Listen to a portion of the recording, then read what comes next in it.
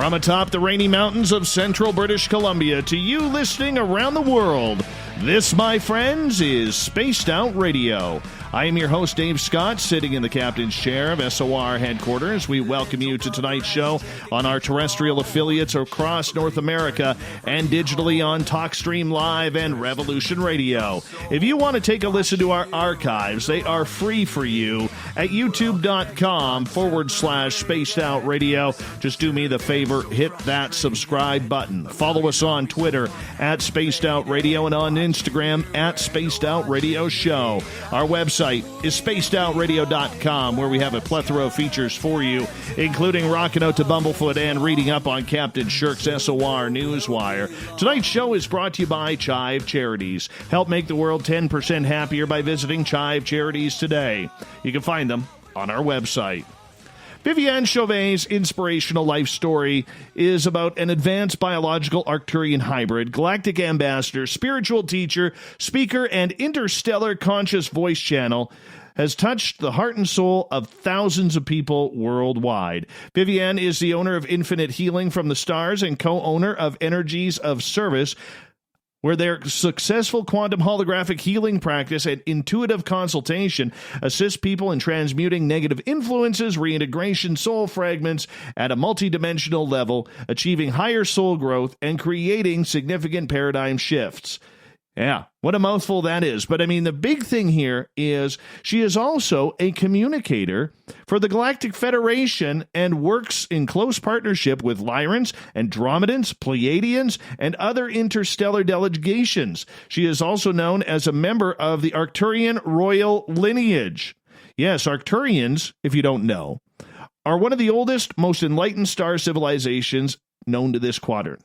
Viviane and her interstellar masters are here to oversee the planetary reascension process. We're going to learn all about that tonight.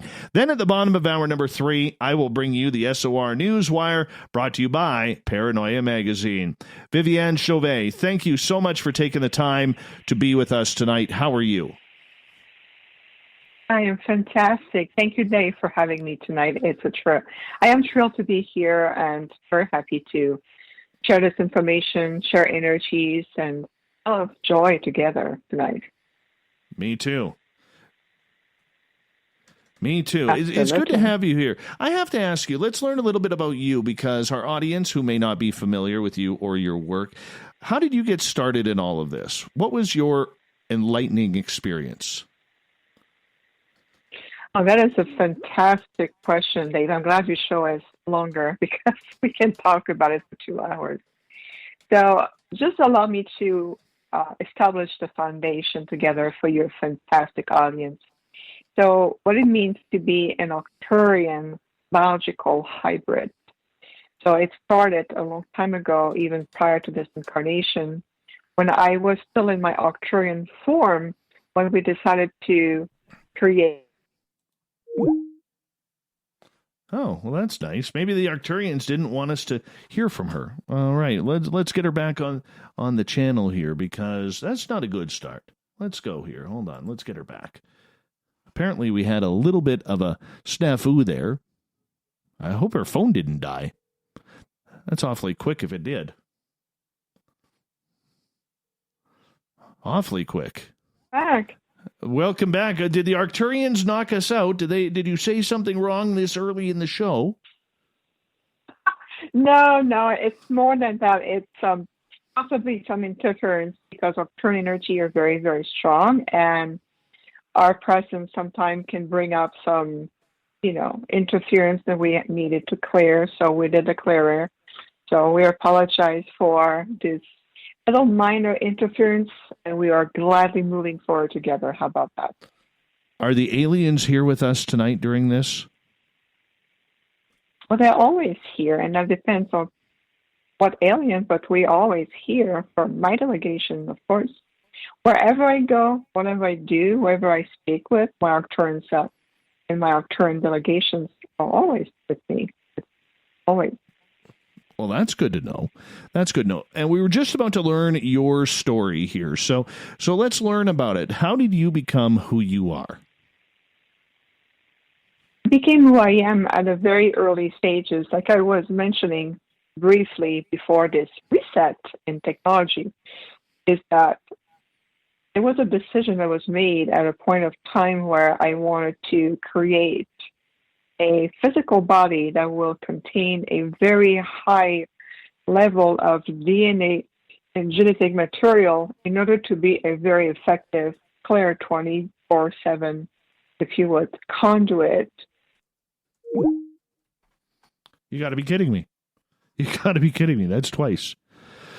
Oh, my goodness. Let's see if we can hook this up. This may be a long interview. We got 1:35. Let's see if we can beat 1:35 next time. Hold on.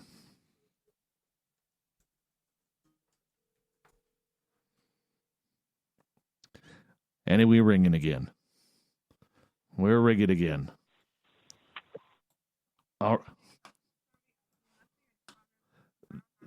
That's okay. That's okay. Well, we're going to continue on. We're going to continue on and go from there. So, for the third time, if you get hung up on this question for the third time, I'm going to bail on that question, and we're just moving on, because that means something means that story is not supposed to get out. Maybe you're hiding something that we're not supposed to know here.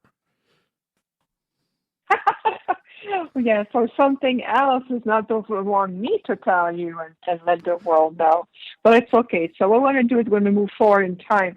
How did I came about to know who I am? I would say from a human level, I would say by the age when I was 5, I really much at that time, I already had a profound realization that something was tremendously different about me, the way I related to the environment. And then moving forward to childhood, when I reached my early 20s, this is where my true path started. This is where I started to blend and merge deeper in terms of my communication, my active communications with my star family, and also starting to much more embracing this other part of me that was growing and also wanted to merge with my human aspect. So my 20s has been very much a marking point for me.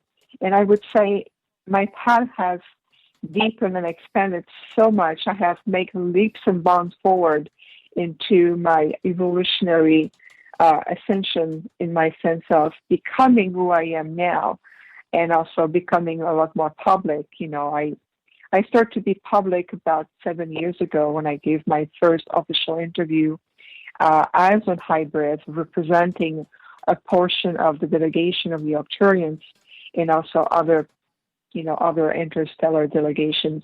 So that initial interview was really much the kick out in terms of the connections with the world, and then from there the networking has increased. But I would say, go back into the timeline as we conceive it to space and time, is that my early 20s has been very much a turning point for me in that sense. Very interesting. So with that, do you recall your first ET experience? Oh, yes, very much so, Dave. And this is something you're going to relate to, because I know I heard you give an interview before, and one of the things that will relate to you is that having those very conscious, what's called, encounter of the fifth kind, for the fifth kind initiative, where you are in conscious connections, not just seeing a craft or a UFO in the sky, and then you see the light or you see the craft landing. You're more into the fifth initiative contact, where it's conscious communication. I grew up in that environment. You have to think about my human parents were already in connection. We're already, making contact. We're already seeing ship. We're already going on board mothership, and all this kind of, close encounter initiative. So I grew up in addition to this environment. So making contact, having the collective coming, having telepathic communications, which is for us a transmission of thought forms, and those thought forms carry out the language, carry out the intentions and the essence of the being that you're communicating with. And this is something that's always been very natural, a part of who I am. And that's because genetically, I'm also built to be that vessel, to be that form of channel. And that feed has increased over time. It's not just, it can be at will, but I would say for me, it's like telling you, we're going to keep Skype open between us 24/7, and you can up on Skype and just say, "Hey, are you there?" And I would say, "Of course I'm here." And it's always there. The feed is ongoing. I don't need to turn it off, so to speak, as I just need to tap into the consciousness, and here it is. So this is something that, for me, it's as natural as picking up the phone or texting a friend, because I am part of that collective. So having those communication, direct contact, it's part also of my family lineage, even on this planet, from the human perspective. It's something very natural. And this is why I connect very much so with the Native Americans, because if you look at to the elders, to their tribal traditions, the Kachina dance that I witnessed a few times with the Hopi, for example, is that it is very much part of their tradition. This is something that is natural to talk, to witness, to be in the presence of star people. And it's something that is very, very comfortable for me. So when I'm on a reservation or in contact with Native Americans, we have this understanding of each other. We feel to our presence, we acknowledge one another, and I can very much relate to their tradition in regards to honoring and connecting with the star people for generations, So that's also something that I share as a commonality with them, and I grew up in that sense. My mother is part Native American. We have Algonquin tribe heritage in our family, and so I have this other aspect of growing up with the Native American, the tradition, the earth, and how we connect with the earth, and then honoring with our star ancestors and the lineage. So, very rich family history, both on the galactic side and on the human side. So it's something that is very natural, very unique. How old are you when this started? When this started? What do you mean by this started? When you first started having your contact. As young as 5 years old. 5 years old. So this has been with you your entire life. Yeah, my entire life. It's been with me since the inception, and that was the goal. Is the moment I integrated the physical body in this human expression, they've always been very much with me. And as far as my memory from this three-dimensional linear time that I remember, is as far as I was 5 years old.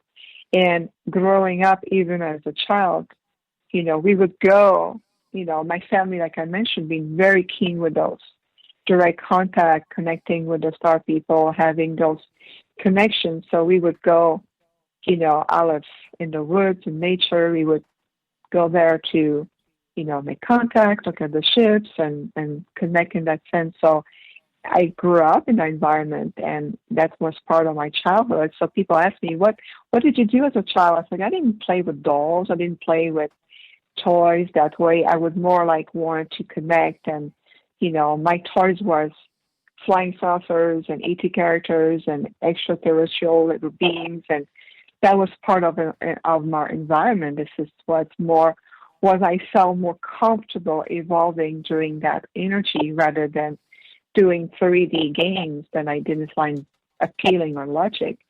So, and you will see as you talk energy to the wording to the sharing, you will see that, you can tell that this is something that is it's a profound part of my makeup. This is what I've come to do. I've come to directly, physically be an anchor, a ground, if you want. Directly a physical presence on the planet, and bring that direct bridge of communication and connections, but also through a very conscious conduit. So this is why my consciousness as awake at a very, very early stages. And it has been an ongoing process moving through the teen years, when you're teenagers, having the same form of perception, connection, communication, and increasing over time. It's like somebody turn on the volume on a scale of 1 to 20, and the volume keep going beyond that. And then, of course, today I reach a completely different level. But you can tell that it is looking back on my journey from, let's say, the age of 5, when I came into consciousness, connection, I could hear them, I could feel their thoughts, I can start to already to thoughts, analyzing my environment, being able to make a discernment, looking at what adults were behaving as or children and analyzing that. And it's almost like I was at the point of assessing energy, collecting information, being able to relate, how to respond, and of course being a child on top of that. But growing in that dual, and I think of it as I was always in a dual sense of dual identity, my galactic self, and also the aspect of me that is identified as a human experience, feeling emotions, wanting to relate, asking questions, wanting to exploring and learning, and also expanding my knowledge. And so moving up through the scale of consciousness, the other turning point where I was in my early 20s, when the collective came and they said, because I'm originally from the Earth point of view, I'm originally from Montreal, so we were talking about the French, I'm very French, and then the team came and they said, okay, your life is shifting again, you're going to move now, we're going to move you completely out of Canada, and we're going to move you to Arizona.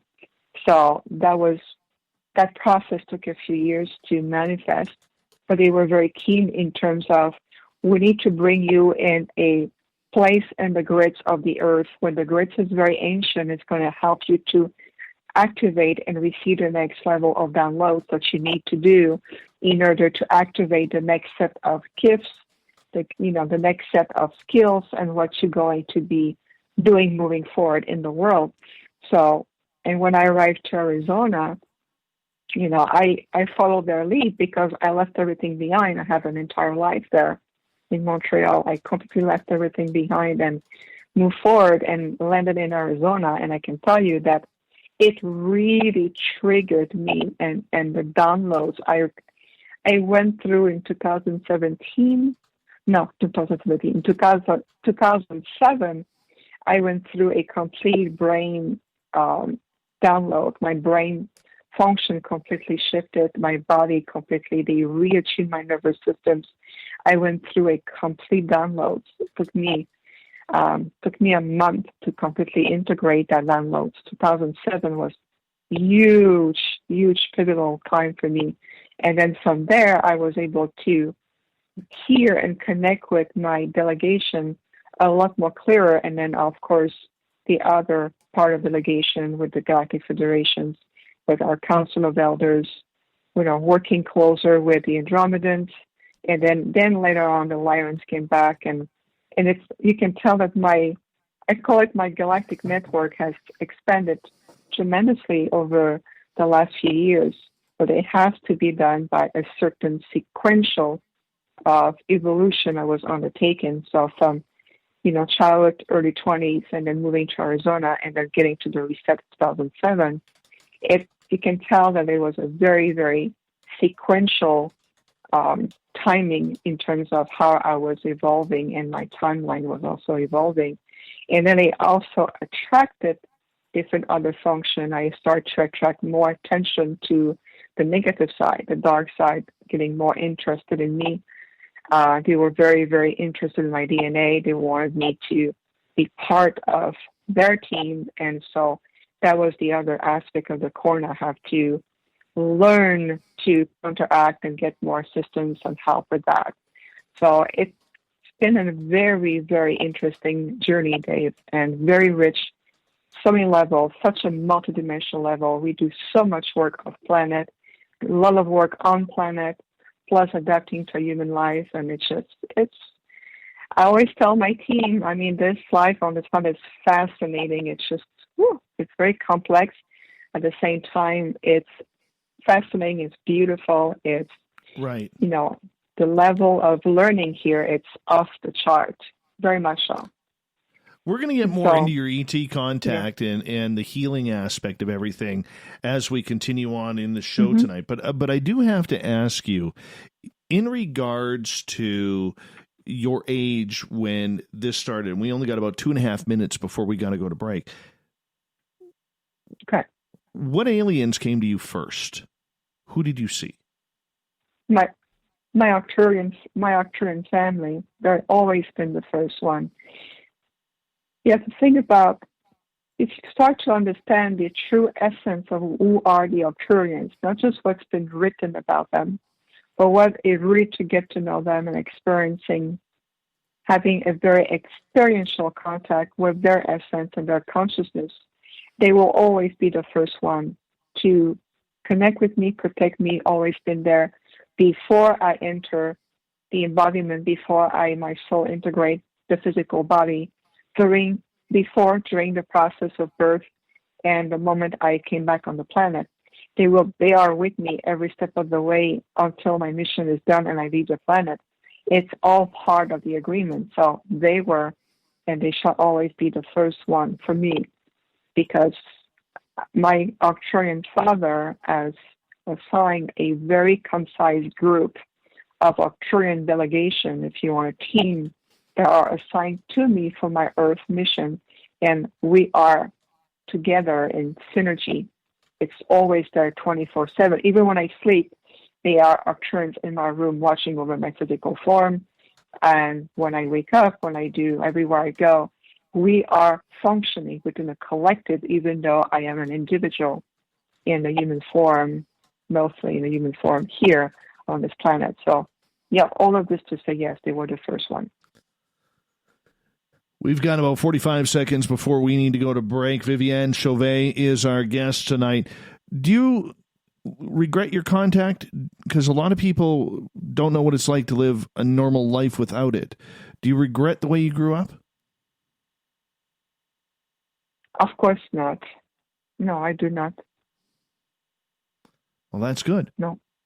That's good, because as you know, a lot of people do. And bless everybody's heart, and it depends also from a point of consciousness, depending on the path. I cannot speak of other people's paths. I can only admire and then bring lots of inspiration for those who've chosen such a path. So definitely our heart goes out to everyone.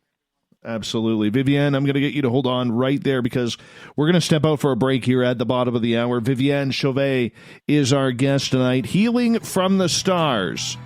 What's it like to have ET contact and be in constant communication? We learn next from Viviane right here on Spaced Out Radio.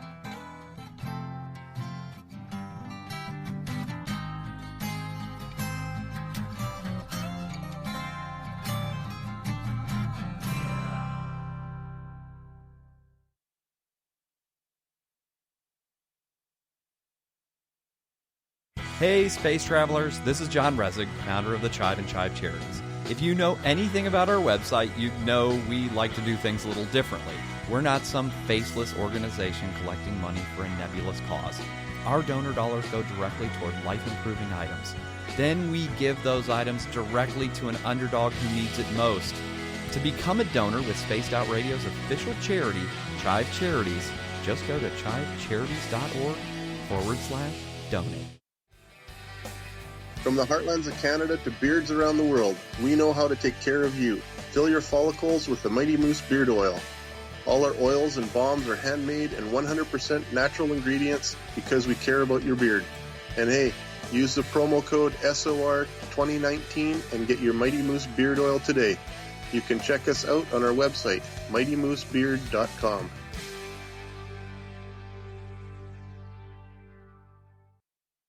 Hello, this is your guitar man, Ron Bumblefoot Thal, and I have to tell you, I love the response I get for Little Brother is Watching from Spaced Out Radio fans. It's amazing how music can inspire and make people think deeper about what's going on in the supernatural world. You can head over to my website, bumblefoot.com, to check out my music, my guitar workshops, my touring, even check out some of the hot sauces that I'm working on. And make sure you keep on listening, because with Spaced Out Radio, you know little brother is watching. Hey everybody, the SOR Space Travelers is open. For just $5 a month, you can hang out with Dave and our crew privately in our members-only section. With your signing, you'll receive newsletters on what's going on with Spaced Out Radio. You'll have direct contact with the host during the show in our chat, live streaming videos, and a great forum for your posts and more. Become a space traveler now at spacedoutradio.com.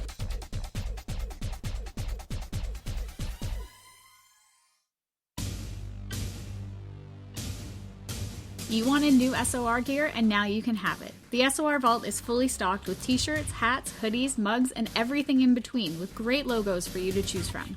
So head on over to spacedoutradio.com, click on the SOR Vault, and go shopping. Pricing is quite affordable, and you can look good representing your favorite show. So go to our website and pick up your new SOR wear at the SOR Vault today. If you like it hot, real hot, then heat up your meals with Bumblefoot hot sauce. Get your Bumblefoot hot sauce today. The sauce, Bumblicious, and the 4 million Scoville unit Bumble. We're going in hot, real hot, coming out even hotter. Keep the milk nearby and tantalize your taste buds tonight. Bumblefoot hot sauce, available now at kajans.com. Cold drinks, great food, and the best music in Vancouver. The Moose Vancouver is the place to be, open until 2 a.m. nightly. Everything on the menu starts at just $6.95. Who serves food that cheap anymore? At the Moose, you'll never know who you'll run into. Rock stars, actors, athletes. It's the place everyone wants to be. So join us at the Moose Vancouver, the official party bar of Spaced Out Radio. Hello, Space Travelers. It's me again, Carl. Don't forget to join the Space Travelers Club for just $5 a month, and follow Spaced Out Radio on Twitter at Spaced Out Radio. Our Instagram, Dave Scott SOR. Our Facebook page is Spaced Out Radio Show. Our archives are free at youtube.com/Spaced Out Radio. Come woo it up with Spaced Out Radio today. Bye!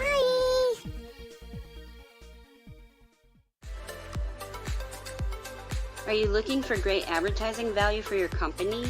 Look no further than Spaced Out Radio. We have a multitude of places to get your name out there, including commercial ads during the show, special promotions, and banners on our website.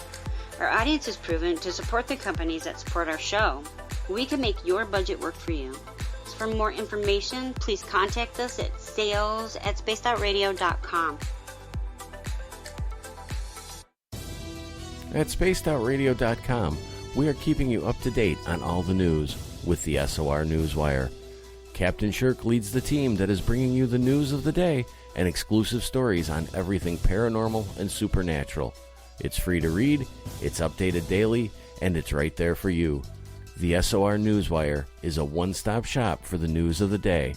Check it out at spacedoutradio.com today. We're taking Sunday nights out of this world on Spaced Out Radio. This is Michael W. Hall, also known as the Paranormal Lawyer. Together, we're going to go on an exciting journey into the unknown. I'm going to bring you some of the best interviews in the paranormal and supernatural to start your new week off on a freaky note. So tune in to Spaced Out Sundays with me, Michael W. Hall, only on spacedoutradio.com.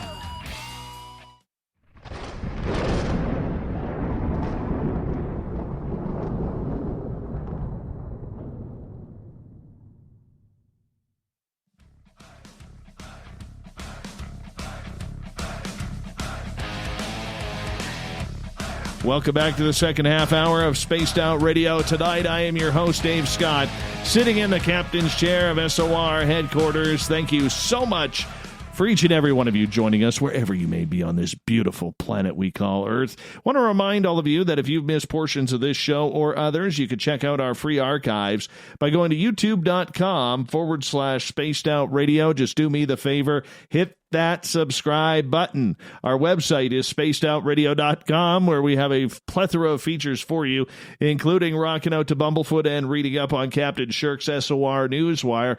Follow us on Instagram at Spaced Out Radio Show and on Twitter at Spaced Out Radio. Tonight we are talking with ET contactee about healing with the stars and from the stars.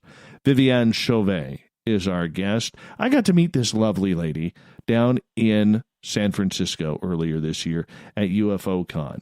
And we're going to really enjoy this conversation tonight. Viviane, welcome back. Thank you so much, Dave. Such a joy to be here. Thank you. Thank you.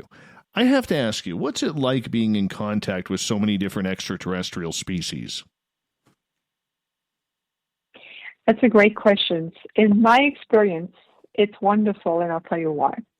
Because it's not just to be in contact with an interstellar civilizations or a few, it's the quality of the contacts, the consciousness behind it. And what do I mean by that is that we stay in connections and direct communications with the enlightened part of those interstellar civilizations. So imagine for a moment, like sitting in your living room and you have, those beautiful advanced beings, one from Andromeda, you would have from one Arcturus, you have maybe a Sirian, and being able to be in their presence, learn from them, being able to feel that it moves you beyond identity, persona, personality trait, and all these characteristics that we wear like Halloween costumes. And sometimes when we wear them so well, we identify, we think that's what we become. But when you're in presence of, those beings who have reached level of enlightenment, reached level of consciousness, they have infinite incredible knowledge, wisdom, experiences, and you start to interact with them to serve your highest and best. When you are in that type of setting, let me tell you, it becomes a way of living very quickly. And I know I can hear some people thinking, well, you are depicting an ideal portrait. And in that sense, yes, but at the same time is really what it should be. And I know that there's so many people on the planet has been, having experiences from a different nature. And so I always says, as rich and diverse the Earth is in terms of interactions, cultural background, populations, belief systems, intentions, consciousness, and so forth, is the same thing in the universe, as above, so below. So moving forward, one of the invitations I always reiterate to people in terms of making, encounter of the fifth kind initiation, consciousness connection is for those who feel drawn to the stars, for so many of you, so many people on the planet knows in their being that they are from a very distinct star lineage that we call the star seed. And we say, start to focus on that star lineage because it's in sync with you. It's going to be serving your highest and best. You're going to learn different aspects of you. What is it you can rediscover, possibly different multifaceted aspect of you. And then from there, after time, it makes people's life richer, more fulfilled, more complete, as if a part of themselves have come home within their own celestial being, their own celestial space, within their heart. And then from that point, your life starts to reflect that fulfillment, and then your gifts start to awaken, you start to see clearer, you get more higher discernment, you get also different take in perspective of what reality is about and what we are building and co-creating as a cohesive family of light here on this earth. So, and like I mentioned before the break, is in my case, of course, I'm here to share about our perspective and our experiences, is that right coming on the planet, I've always been very, very surrounded by my star lineage, in my case, primarily Arcturians, because this is who I represent. I am what's called an emanation from our Arcturus star system, and I came into a hybrid physical body. And so, in my sense, I've always been experiencing the collective aspect of them. Arcturians are very keen into evolving with the collective, while, of course, respecting the individual expression of each soul and promoting the fulfillment and the growth of each soul. It's also done with the collective. So this is a kind of mentality, if you want, outlook, perspective, the way I approach people, the way I talk, the way I inspire, wherever we go, wherever we do, whether it's in one-on-one session, whether it's having a speaking engagement like the conference that you and I met, Dave. We're always inspired to bring the diversity into a more unified way. And then from there, we can also thrive to achieve higher goals that truly serve the purpose of all, and also promote the highest and best and reverence for all life. So in that perspective, as you may feel already through our words, through our energy, to our exchange right now, you will see that we represent a very enlightened, conscious, advanced level of contact and experience, and all the wisdom, the knowledge that comes with that. So that would be how we would like to share that with you tonight. Okay, for people who don't understand what hybrid means in regards to extraterrestrials, how do you know that you are an ET hybrid? That's a fantastic question. So let's go back into establishing a more commonality of base. What is a hybrid? There's many variation and level of hybrids. It's not just a general term that you will apply to everyone. Being a hybrid, by definition, is the blend, the genetic blend of usually a human mother and an extraterrestrial or star being father, if you want. And there's a genetic blend, and then a child born of that union, so to speak, will be characterized as a hybrid. Being a hybrid can also look at the Earth. If you look at the human civilizations, the entire human race is categorized as a human race.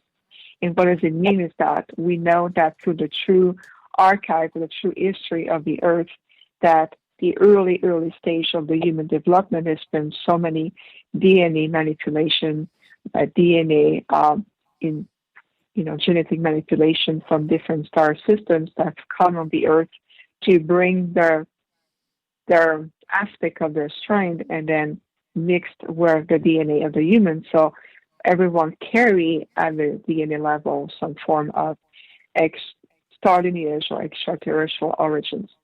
Going back in my case, so in my situation is that the same concept apply, except that consciously this is a choice that we have made. This is a decision that was made. So there's soul contract involved. There's also agreements involved. The goal was to push the envelope, if you want, to bring forth the genetic blend of a very compatible, on so many levels, of a human mother with our genetics from the Arcturians, create a physical body, a vessel, that will contain as high percentage as possible the ET part of the genetic material, whether it's to the DNA, to the structure, to even the way my body is designed to be a constant conduit. So I'm able to hold really high frequency, and it feeds me, it nourishes me, it's a frequency that I need to maintain my functions. So I'm genetically blend with two very distinct civilizations together in a very advanced way with lots of respect and integrity.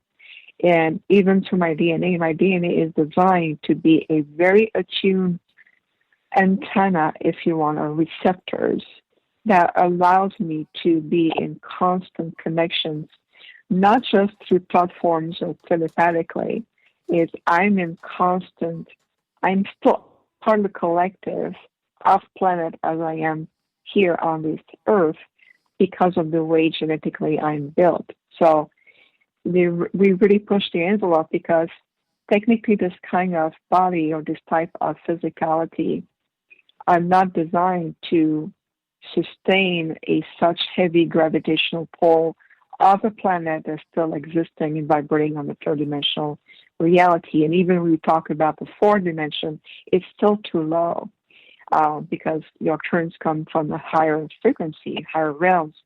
So imagining the resources, the energy, also the minutia of building such a physical body that will survive, that will be able to thrive, that will still be able to stay healthy and still be able to counteract that the gravitational pull of the planet that I can feel every day to my heart, my organs, my functions, the way I breathe, my muscular system, my skeleton structure, all of it. So we really push the envelope, so to speak, which is why in my situation, and I only speak about my experience here, is has a biological Arcturian hybrid, then we went above and beyond to go beyond DNA manipulation. We built a physical vessel that would be also an anchor, if you want, for their frequency.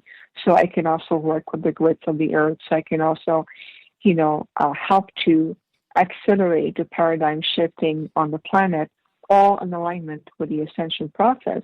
So the challenges behind that is that it requires a lot of maintenance, so to speak. It requires a lot of assistance. This is why I am so surrounded. The team has been with me, and that ties up to the question you asked me a while ago, Dave, in terms of what ET did you see first? Of course, it will be my star family. It has to be. So they can intervene if I need some repair. They can intervene if I need, health-wise, anything, my body, if they need regeneration. So they have to be there to intervene. Otherwise, I wouldn't be able to be on the planet for so long. And I still have a lot of work to do. So they constantly upgrade my body. They constantly upgrade my biofield, making sure that I stay up to date, the downloads, through also the different nervous systems, your gateway of lights, the lymphatic system. They're always upgrading me. So this is why it's a fantastic question, because it's intricate and it's not one answer fit all. It really is case by case. And this is the sharing I just did with you all is just to share about my case, my situation. Does that make sense? Right. So when the contact was made with you, at the ripe young age of 5 years old, how did that go for you, number one? And number two, obviously, you probably went and told your mom and dad about what was going on. And, were they prepared for that to be happening, or did they know about it? Oh, that's a good layer, too. I didn't have to tell anybody anything because they already knew. It's part of the agreement. They were already knew that I would born differently, than I would grow up in my own uniqueness. So they already knew. It's an understanding. It's an agreement. It's a choice. It's something that even after my birth, I know that they were still in connection with my star family. There was a lot of rendezvous points, making sure that I was functioning, that I was evolving naturally, that I was, being able to breathe, being able to, eat, because there was a time even as a baby that I was unable to keep any food on this. Anything I would eat was rejected. The body could not digest, could not retain any nourishment, nutrients, minerals. I was unable to adapt to the digestive system. So there was another level of intervention they had to do, because otherwise the body would have died and I have to disconnect. And I would be here talking with you, wouldn't I? And so So this is something that has been always understood, even to this day. We all know, my parents know who I am, I know who they are, and we know that we are in this together. And this is a very unique, very beautiful, very empowering soul agreement journey. We're in this, from my human family as well as my galactic family and beyond. So they always knew, so there was no need to share with them, hey, you know what, I feel different, or there's those being I talk with, what do I do with this? It's already, there was an understanding. It was always part of the experience, if you would. It makes sense. So after you started getting together with the Arcturians, all right, when did the other species like the Lyrans and the Pleiadians start coming around? They came later. Okay, that's a twofold dimensional answer. The first dimension to it is that from a conscious point of view, they came on later. From an unconscious, when I leave the body and I do my off-planet work, they've always been part of my galactic journey. So let's put the two aspects and blend the two timelines together. So from an earthly point of view in linear time, the other aspect of the galactic experience came later on. So I would say, by the time late 20s, early 30s, when I was fully ingrained in Arizona, the other interstellar contact became more predominant. Now, with that being said, even though consciously I may have not remembered those aspects for a while, when I'm off planet in my natural form, my other form, then we are in constant connections. So there's never a disconnect. It's just a simply of where you are, other part of yourself connect with your conscious part of your human self. And then you put the two bunch together, so to speak. So this is why the answer has a two-dimensional aspect to it. So it's always been present. It's just it came into play more later on my young, like being a young adult, because I was already in a state of awakening, and I was already starting to activate other memory connectors, and then they came into play more on the front burner. But it's always been there. It's always been part of the journey. It's just, think of it this way, Dave, is looking at a map. Let's say that being of light comes and say, here's the map of your soul fulfillment journey, as you have chosen and as we have planned all together carefully. And then as you reach certain thresholds or certain markers on your map, certain points will come more predominant and will come to the surface or will come into your life.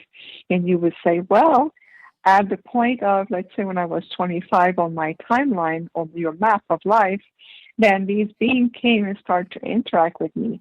In reality, they were already there. It's just for your perspective on your map of life in your journey, that marker says 25 years old. That was your marker point for them to come. But they were always there. They were just interacting with you at a different level, if that makes sense.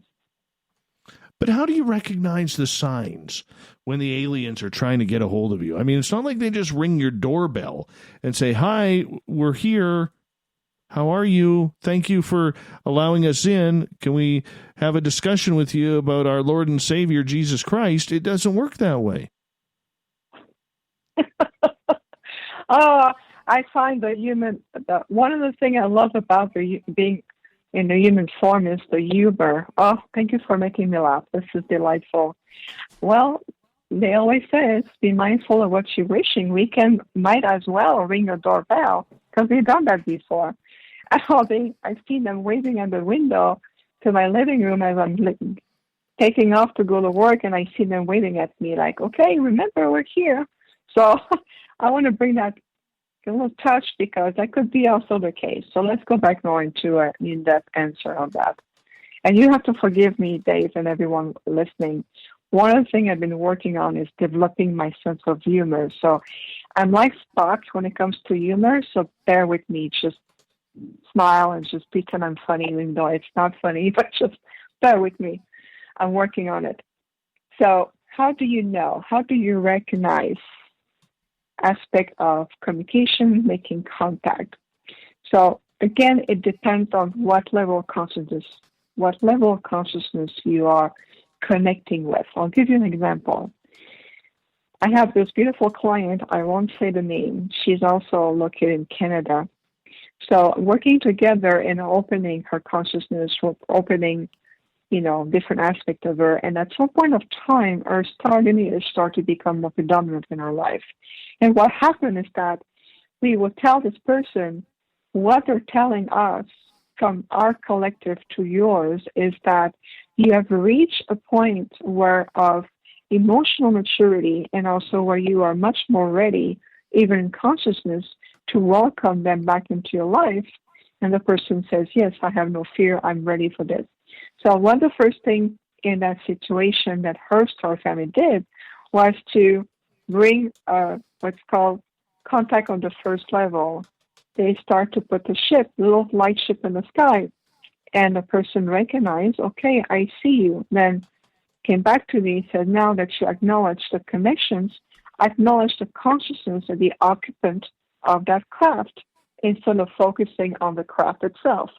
So go back again. They came back a second night, and next time there was a conscious contact made. The ship responded to her, to a beam of light, and they went off. Came back to me, says, okay, the conscious contact has been made. I said, do you know that contact is going to increase? Are you ready for this? And she said, yes. So the next thing they did is that they enter what we call the dream state connection. So in her astral body of light, she went on to the ship and connected with her star lineage in that consciousness, because when you are in your astral body of light, there's no restrictions. It's easier to be able to adjust to any frequency, and you'll be able to connect with those higher frequency and those higher consciousness. So that connections was made, and when she returned in her physical form, it was returned in full consciousness, meaning that she retained all of her memories, experience, sensory, everything her body felt, everything she felt during the astral body of light experience. Then when we came back and work with her again, now we can look to see, at that point, my team said to her, you know that the next level, if they have the capability to match the frequency of this reality, they may come physically or appear physical to you. And at that level, then we had to readjust her body matrix, because it can be shocking to the body. It's one thing people always say, oh, we're ready for contact. But it's like, are you going to shock your body? Are you going to shock overload your nervous system? Are you going to overload your body? You have to be ready in that sense too. And all right, Viviane, I'm going to get you to hold on right there, okay, because we got to go to break at the top of the hour. Viviane Chauvet is our guest tonight on Spaced Out Radio. You all stay tuned, because we're going to get more into ET contact and how aliens can heal us in hour 2. We'll be back.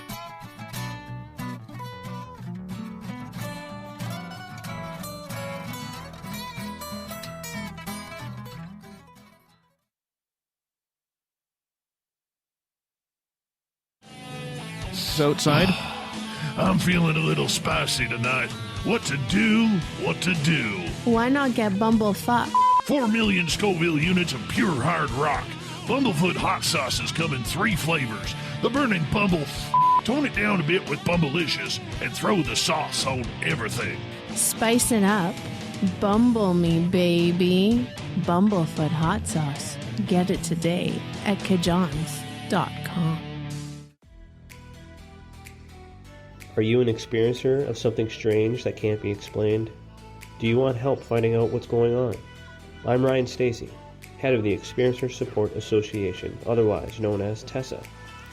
We've teamed up with Spaced Out Radio to investigate cases filled out in the SOR Sightlines report. We are independent, and there's no cost to what we do. All we need is your experience. Let's find out what's happening together on the SOR Sightlines report. Hello, space travelers. It's me again, Carl. Don't forget to join the Space Travelers Club for just $5 a month and follow Spaced Out Radio on Twitter at Spaced Out Radio. Our Instagram, Dave Scott SOR. Our Facebook page is Spaced Out Radio Show. Our archives are free at youtube.com/Spaced Out Radio. Come woo it up with Spaced Out Radio today. Bye! Hey, Space Travelers, this is John Resig, founder of the Chive and Chive Charities. If you know anything about our website, you know we like to do things a little differently. We're not some faceless organization collecting money for a nebulous cause. Our donor dollars go directly toward life-improving items. Then we give those items directly to an underdog who needs it most. To become a donor with Spaced Out Radio's official charity, Chive Charities, just go to chivecharities.org/donate. For the price of 1 cup of coffee a month, you can become an SOR Space Traveler. The Space Travelers Club is a place where you can interact with other listeners, either live during the show or on our great forum. We want your stories, pictures, comments, and ideas.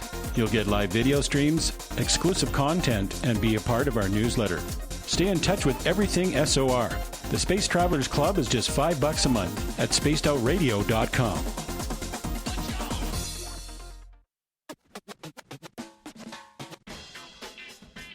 The SOR Vault is open for business, and do we have some cool swag for you to pick up? All you have to do is head over to our website and click on the SOR Vault. You have a variety of cool logos to choose from, and put them on anything you want. T-shirts, hoodies, hats, coffee mugs, you name it, we can get it to you. So do your shopping by supporting the story you love. Get your Spaced Out Radio swag at the SOR Vault today.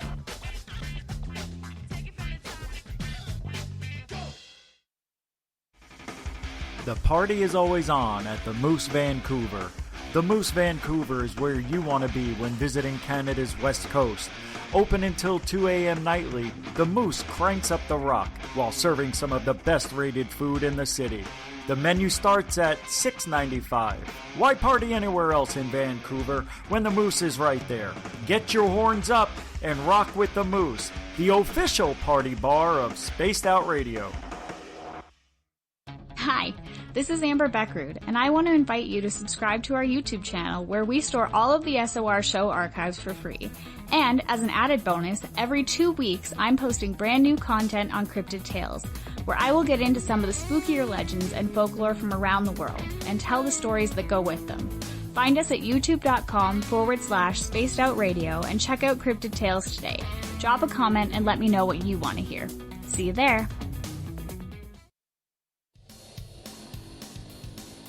We all know on Spaced Out Radio we love a good beard and mustache, so why not take care of your facial hair with Mighty Moose Beard Oil? Made in Canada, we're taking care of beards and stashes around the world. We use 100% natural ingredients with our oils and balms to make your whiskers feel silky smooth. Use promo code SOR2019 at mightymoosebeard.com today.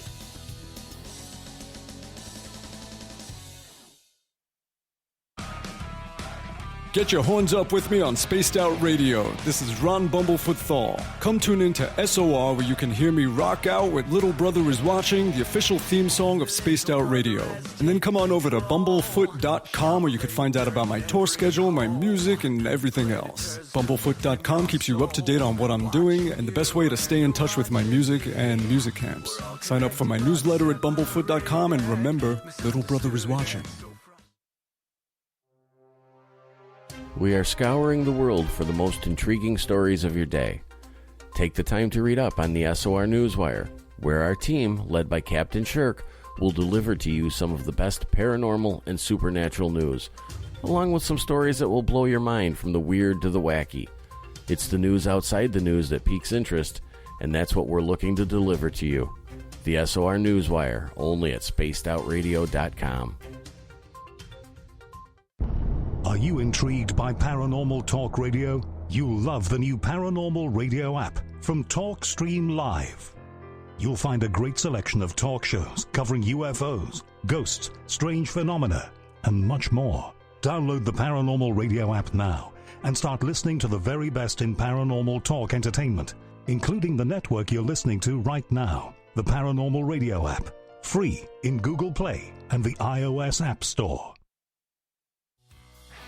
Hi there, this is the paranormal lawyer Michael W. Hall. I'd like to invite you to listen in each Sunday night where we're going to open up your eyes to everything strange and paranormal. I will be hosting some great guests with topics that affect us all, such as UFOs, ghosts, and everything paranormal. Let's learn together on Spaced Out Radio Sunday with myself, Michael W. Hall, the paranormal lawyer at spacedoutradio.com. You're listening to Spaced Out Radio with Dave Scott. Follow Dave on Twitter at Spaced Out Radio and on Facebook, Spaced Out Radio Show. Welcome back to the second hour of Spaced Out Radio tonight. I am your host, Dave Scott. Thank you so much for joining us. We really do appreciate you taking the time to spend with us. Hi to everyone listening in on our terrestrial affiliates across North America and on the digital side on TalkStream Live and Revolution Radio. Remember, you can check out all of our archives for free at youtube.com/Spaced Out Radio. Just do me the favor, hit that subscribe button. The Desert Clam has set the password for tonight in the SOR Space Travelers Club. Antitchthan. Antitchthan is your password. Use it wisely, Space Travelers, as the Clam sets the password each and every night right here on Spaced Out Radio. Our website is spacedoutradio.com, where we have a plethora of features for you, including rocking out to Bumblefoot and reading up on Captain Shirk's SOR Newswire. Follow us on Instagram at Spaced Out Radio Show and on Twitter at Spaced Out Radio. We are talking with Viviane Chauvet tonight. What's it like to be healed by extraterrestrials? What's it like having contact? What's it like living a life that is different than most of us would ever expect? Viviane, welcome back to Spaced Out Radio. Thank you, Dave. So happy to be here. Glad to have you here as well, my beautiful friend. Now, for people who don't understand what healing by extraterrestrials is this really happening? And if so, how? Beautiful question. I love the way your mind works. So let's define what healing means. You're welcome. So healing, to our perspective, it's a very large umbrella. Healing can be also helping you to resolve past attachments, healing soul, healing your body, which you already have the natural ability. So think of it as healing is, what does it represent? What is it that you feel that needs to be healed and resolved? So to us, healing and resolution of any issue come together. So I'm going to explain and share from our perspective. So what we do, it's called Arcturian holographic soul healing. And what we do is that when we work with someone, we always first connect, do an active listening to what is the person really is telling us, what their energy is expressing, what is their soul saying, and also what the body is decoding in forms of different loops that we decode in terms of issues. What is the recurrent pattern that is happening? Because those patterns in your body tells a story. And if you listen to the story, you'll be able to go through decoding the source of those stories. Where is the root source of it? And you can go through the timeline. So we call it timeline. It can be known as your past lives or any form of prior incarnation to this life. So in our situation, Arcturians are masters eaters of the soul. We also work with your body matrix, because your body, we stimulate the vital force of your body in order to stimulate the natural self-healing ability that your body is designed for. And this is something that also gives people lots of empowerment. And by empowering everyone, it's also helping you to remember that you do have those healing faculties within you. So it's a win-win. It's a partnership, because no one can heal without a consent. And that's very important. No being in this universe can come and says, hey, I do have the almighty knowledge to you, and I have this magic wand, and you're going to heal body, mind, spirit, you're good to go. It doesn't work that way. There's karmic implication, there's soul contract, the soul growth. We cannot interfere in those kind of soul agreements. So it's always done with first your permission. then permission is granted verbally to the person, also permission from your higher self. And then we have to go deeper and do very serious work. Then we have to ask permission through source that is appropriate for that person to receive that kind of assistance. So it's complex. At the same time, it's amazing. So this is why healing by extraterrestrial, yes, the technology is there, the knowledge, the consciousness is there. Again, depending on whom you are connecting with. So as always, to serve your highest and best without interfering into your soul growth. What is it you've come to learn and accomplish? And that's another element that is very important in healing. So when you say healing by extraterrestrial, we're giving you our perspective from a very enlightened point of view, if you want. Learn it from civilizations like the Arcturians who have reached a level of enlightenment millions of years ago. So there's a lot of trial and error behind it to understand that there's also a non-interference, respecting the free will, respecting also the karmic ties, the soul evolutions.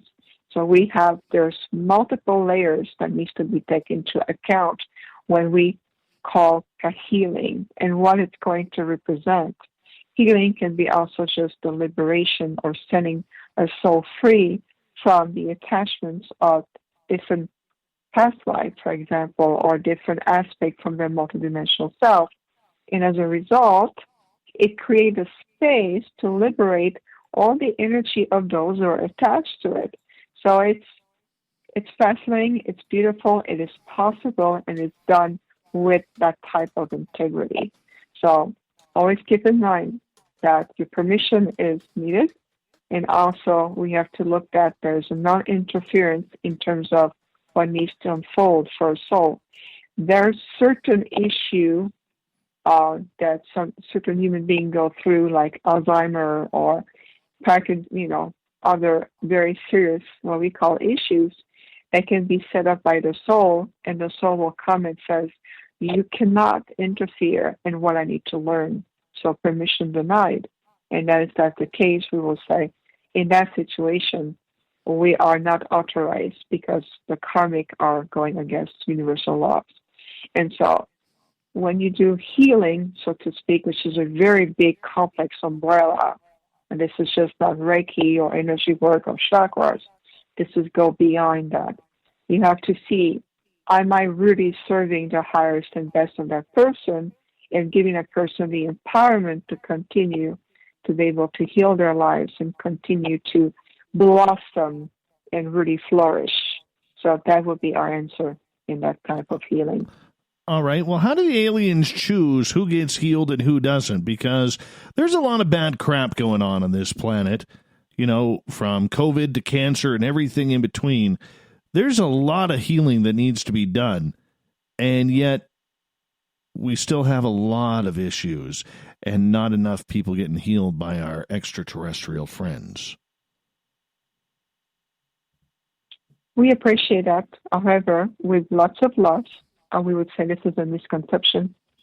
So the global crisis you're going right now, we know it's fabricated. It has been put into place for various purposes that serve a certain faction that's been controlling the planet for a long time.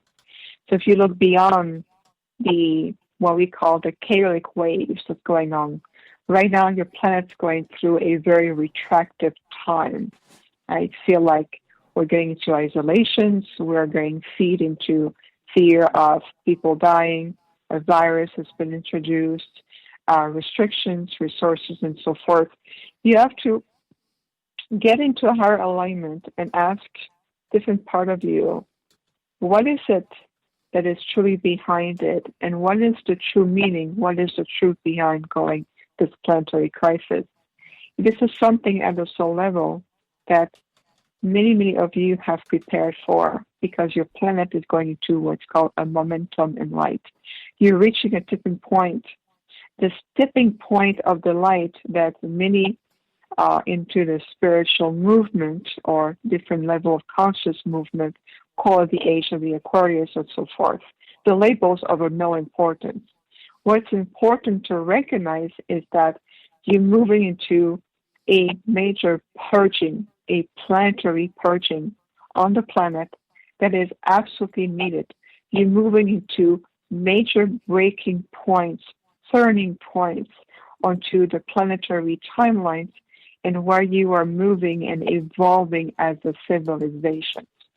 Because there's been so much growing light to different light workers, conscious awakening, positive contact with your star brothers and sisters, and also so many souls coming to the planet with almost no veils or no veil whatsoever, with very prophetic gifts, and they bring that energy that the old structure that was the domination, the oppression from dark forces can no longer be sustained.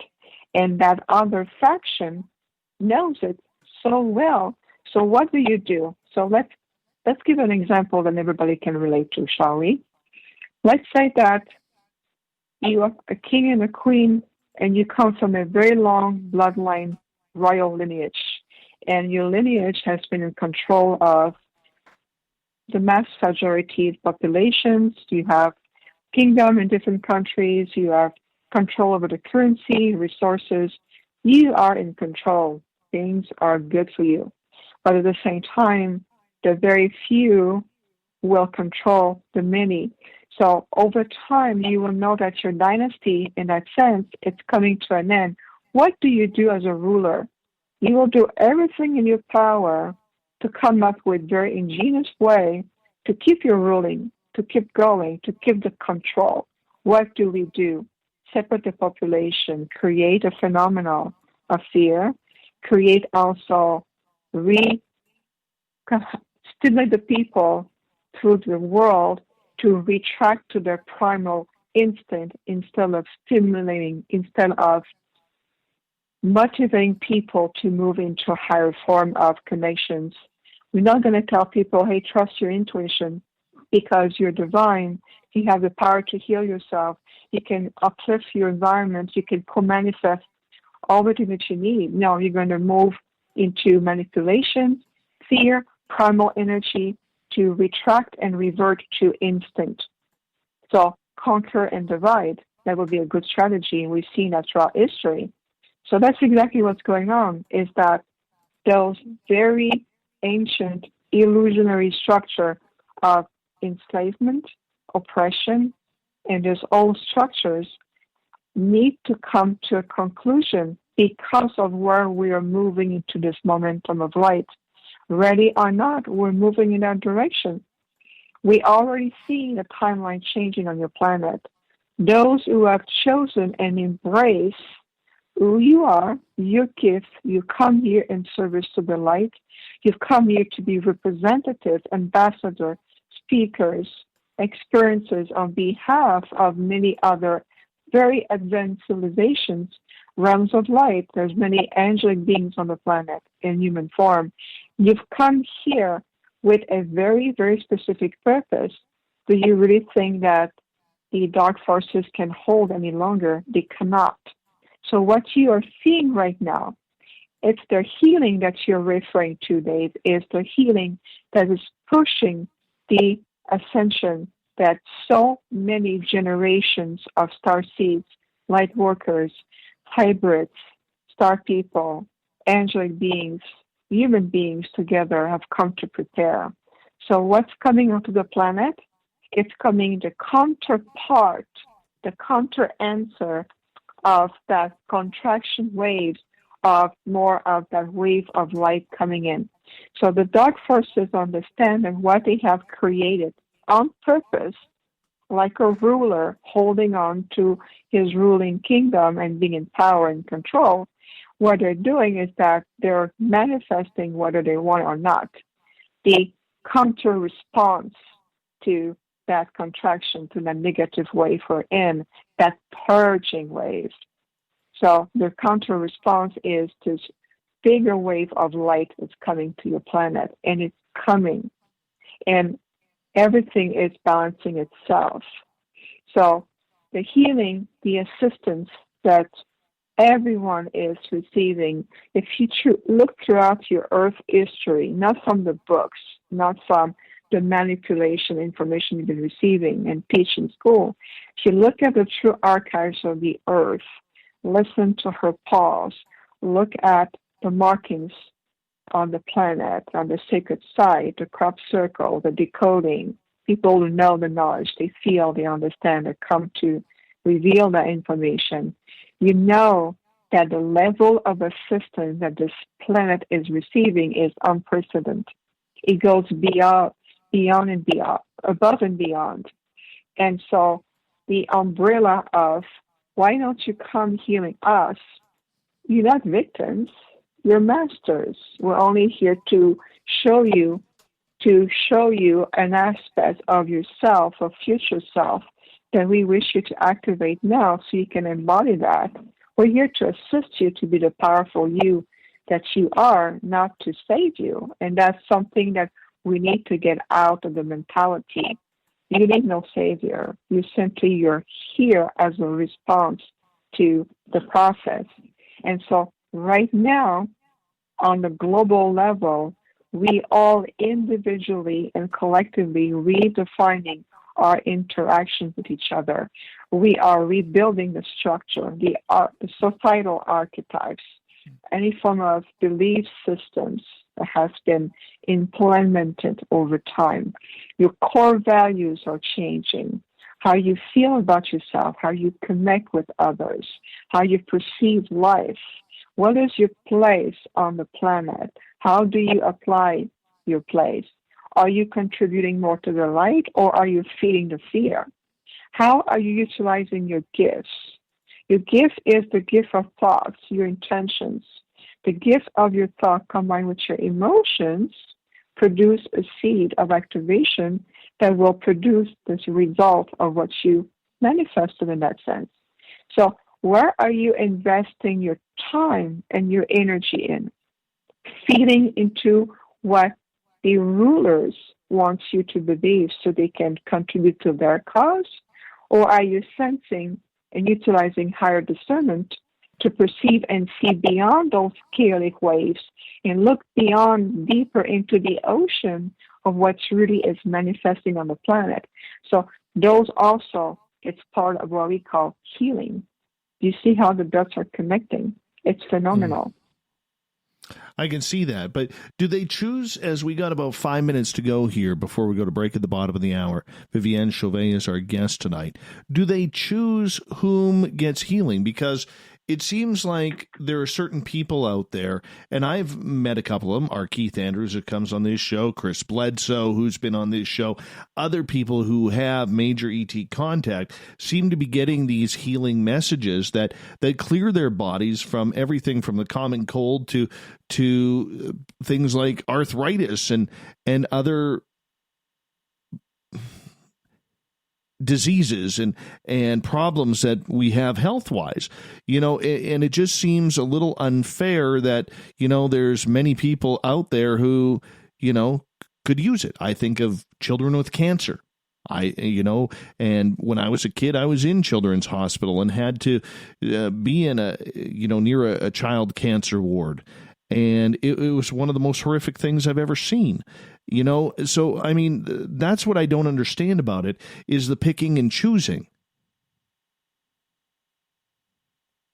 We completely appreciate your heart and where you're coming from. Can only imagine, Dave, the impact it has had on you witnessing beautiful children going through such very difficult and challenging experiences. I myself, I've witnessed many situation like this. And when I was a child, I was oftentimes in the hospital for children, and I was witnessing other situations. So I do appreciate from a human perspective. I really do. We relate, and I can feel your heart. So that's one thing I want to acknowledge you right now. Moving forward in the knowledge is that there is no picking and choosing. If you've listened carefully to what we just really, really share, the wisdom behind it is that every soul prior to your incarnation will choose the condition, the situation, and also the challenges that will be the most appropriate for the soul at the time. So, with that being said, if you look at the origin of your power, your abilities, every human being on this planet has the ability to heal itself. Everyone can. There's no privilege. There's no picking. There's no better me than you or you than me. That's a human perception. And it's also based on the programming that you come to believe. Right. It's also part of what we come to teach you, sovereignty. Hey, remember that there's much more than meet the eyes. And so when you see a child, a beautiful child of any age, it doesn't matter, a child is a child, going to, any form of issues or challenges, health situation, things are serious on this world. Ask yourself, ask the soul, what is it that you are teaching yourself, or potentially that soul may have come to heal its lineage. We have seen instances of soul born into a certain family with certain illnesses or disease, as you call them. And the purpose of that soul is come to actually heal an entire lineage, a bloodline, from that experience. And you would say, well, that sounds far-fetched. But if you really feel and ask your inner being within you, not the lower mind that is questioning, hey, this is unfair, or this is to be more some privileged ones. I am no more privileged than you are, and I'm no more powerful than you are. We're here to serve as an example of your future self, that this is who you are, which is simply you forgot it. You forgot it because of the manipulation your planet has been undergoing by other factions that have self-centered interests and seen you as gods in human form and says, great, let's manipulate the ability to heal themselves, to relate, to manifest, to connect, to live a life that is much more in alignment with what this human race was designed for. And what is the first thing that those dark forces went after? The very first thing that has been manipulated over and over and over again is your heart center.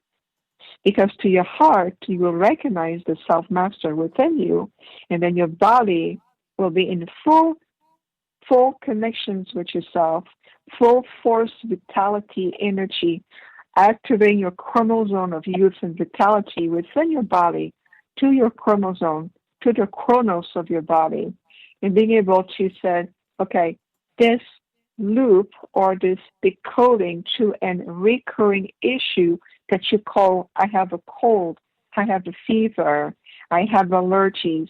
What is the decoding behind it? Is that it doesn't appear out of thin air. It has a reason. The body language say, hey, I've been trying to get your attention, but you're not listening. So I'm going to develop a fever to let you know that we're burning toxin here.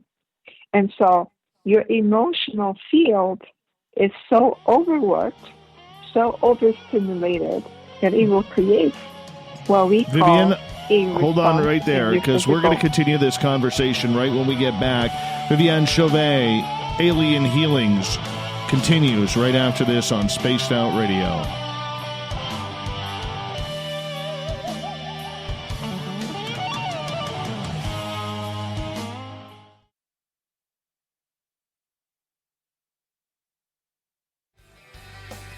From the heartlands of Canada to beards around the world, we know how to take care of you. Fill your follicles with the Mighty Moose Beard Oil. All our oils and balms are handmade and 100% natural ingredients because we care about your beard. And hey, use the promo code SOR2019 and get your Mighty Moose Beard Oil today. You can check us out on our website, mightymoosebeard.com.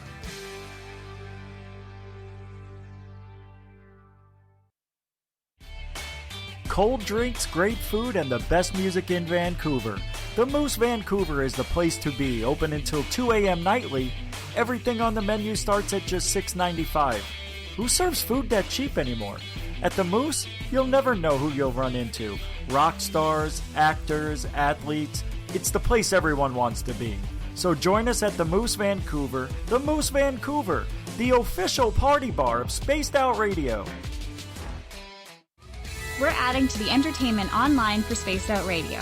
I'm Amber Beckard, and I want to invite you to subscribe to our YouTube channel and check out Cryptid Tales, where I will take you on a journey into some of the strangest legends and lore from around the world, relaying the stories to you of the strange creatures and experiences that people have had throughout time. You can find Cryptid Tales at youtube.com/spacedoutradio. And while you're there, don't forget to check out our free archives and leave a comment. See you there. Hello, this is your guitar man, Ron Bumblefoot Thal, and I have to tell you, I love the response I get for Little Brother is Watching from Spaced Out Radio fans. It's amazing how music can inspire and make people think deeper about what's going on in the supernatural world.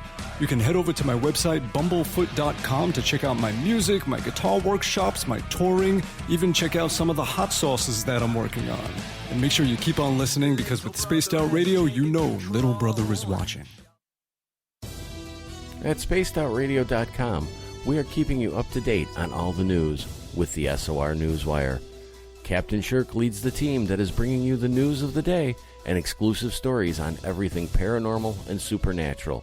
It's free to read, it's updated daily, and it's right there for you. The SOR Newswire is a one-stop shop for the news of the day. Check it out at spacedoutradio.com today.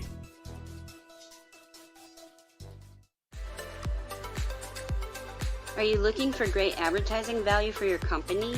Look no further than Spaced Out Radio. We have a multitude of places to get your name out there, including commercial ads during the show, special promotions, and banners on our website. Our audience is proven to support the companies that support our show. We can make your budget work for you. So for more information, please contact us at sales@spacedoutradio.com. Hello, space travelers. It's me again, Carl. Don't forget to join the Space Travelers Club for just $5 a month, and follow Spaced Out Radio on Twitter at Spaced Out Radio. Our Instagram, Dave Scott SOR. Our Facebook page is Spaced Out Radio Show. Our archives are free at youtube.com/Spaced Out Radio. Come woo it up with Spaced Out Radio today. Bye! We're taking Sunday nights out of this world on Spaced Out Radio. This is Michael W. Hall, also known as the Paranormal Lawyer. Together, we're going to go on an exciting journey into the unknown. I'm going to bring you some of the best interviews in the paranormal and supernatural to start your new week off on a freaky note. So tune in to Spaced Out Sundays with me, Michael W. Hall, only on spacedoutradio.com. Hey everybody, the SOR Space Travelers is open. For just $5 a month, you can hang out with Dave and our crew privately in our members-only section. With your signing, you'll receive newsletters on what's going on with Spaced Out Radio. You'll have direct contact with the host during the show in our chat, live streaming videos, and a great forum for your posts and more. Become a space traveler now at spacedoutradio.com.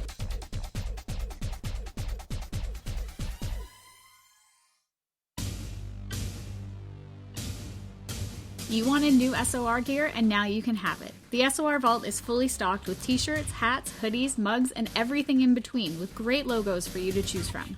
So head on over to spacedoutradio.com, click on the SOR Vault, and go shopping. Pricing is quite affordable, and you can look good representing your favorite show. So go to our website and pick up your new SOR wear at the SOR Vault today. Hey, space travelers, this is John Resig, founder of the Chive and Chive Charities. If you know anything about our website, you know we like to do things a little differently. We're not some faceless organization collecting money for a nebulous cause. Our donor dollars go directly toward life-improving items. Then we give those items directly to an underdog who needs it most. To become a donor with Spaced Out Radio's official charity, Chive Charities, just go to chivecharities.org/donate.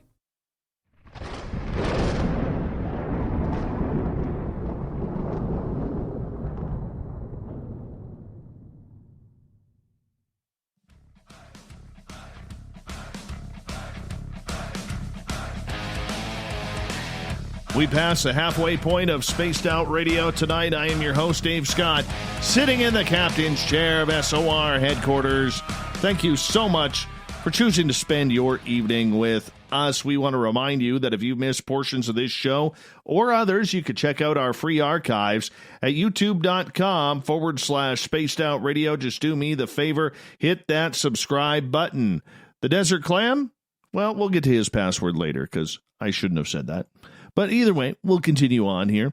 Follow us on Twitter at Spaced Out Radio and on Instagram at Spaced Out Radio Show. Our website is spacedoutradio.com, where we have a plethora of features for you, including rocking out to Bumblefoot and reading up on Captain Shirk's SOR News Wire. Tonight we are talking with Viviane Chauvet. We are talking about healing, aliens. Are they helping us? Are they here? What is the purpose of this extraterrestrial contact with us? You know, humans. Let's figure it out. Viviane, welcome back. Thank you, Dave. So happy to be here. Thank you, everyone. All right. Right before the break, you were telling us about something that kind of irked me a little bit. So I have to ask this question. All right. You were stating about how, and I've heard a number of people state this on the show, that, you know, before we incarnate here on Earth, we sign this alleged contract of what we got to go through, okay, and what we agree to go through in this lifetime. Now, maybe I'm thinking about this way too humanly, or I don't know, maybe is that the right term? I don't know. But I just can't see, you know, a child wanting to sign a contract growing up with, you know, dealing with cancer, spina bifida, or some horrible disease. I can't see a person signing up to lose their eyesight by the age of 17 because they had a bug that infected them. I can't see someone signing up for, you know, to be a child or just a human slave laborer in the days of you know, where we see this still happening today in Africa or China or places like that. I don't see people wanting to sign up to be, you know, hated for their skin color or their sexuality or anything along those lines. Like I just don't see people or in spirit form wanting to do that. If it's all about peace, love, and light, and that's what we are striving for, we're doing a damn horrible job at doing this. And I can't see why any soul has to incarnate or would agree to incarnate into this when this place is wretched. It's horrible at times. Let's ground. Let's take a deep breath into your heart. Let's ground. So what you're just depicting, it's an aspect of this reality. So let's go back into redefining some terms here. It's not that so much that you are signing a contract per se. That's also an analogy, because when you say the word contract, right away people will have a notion or there's a connotation around that word, which is why communication is important. The word you're choosing, the word, how we connect with each other, how we communicate, has an impact on each other. So let's redefine this word and replace the word contract by reviewing. A soul will have several opportunities to align themselves with a life that may give them an opportunity to clear karmic ties or karmic debt, some possibly thousands of years, for example. So when you come here and you embody the soul and go through the process of entering the earth plane, going to the body, be born as we know it, and then start the journey. So when you look at a human being of all ages, whether it's a young child, whether it's a young adult, or later on in life, you will have, of course, a sense of empathy, you have compassion, you will feel the pain, the suffering.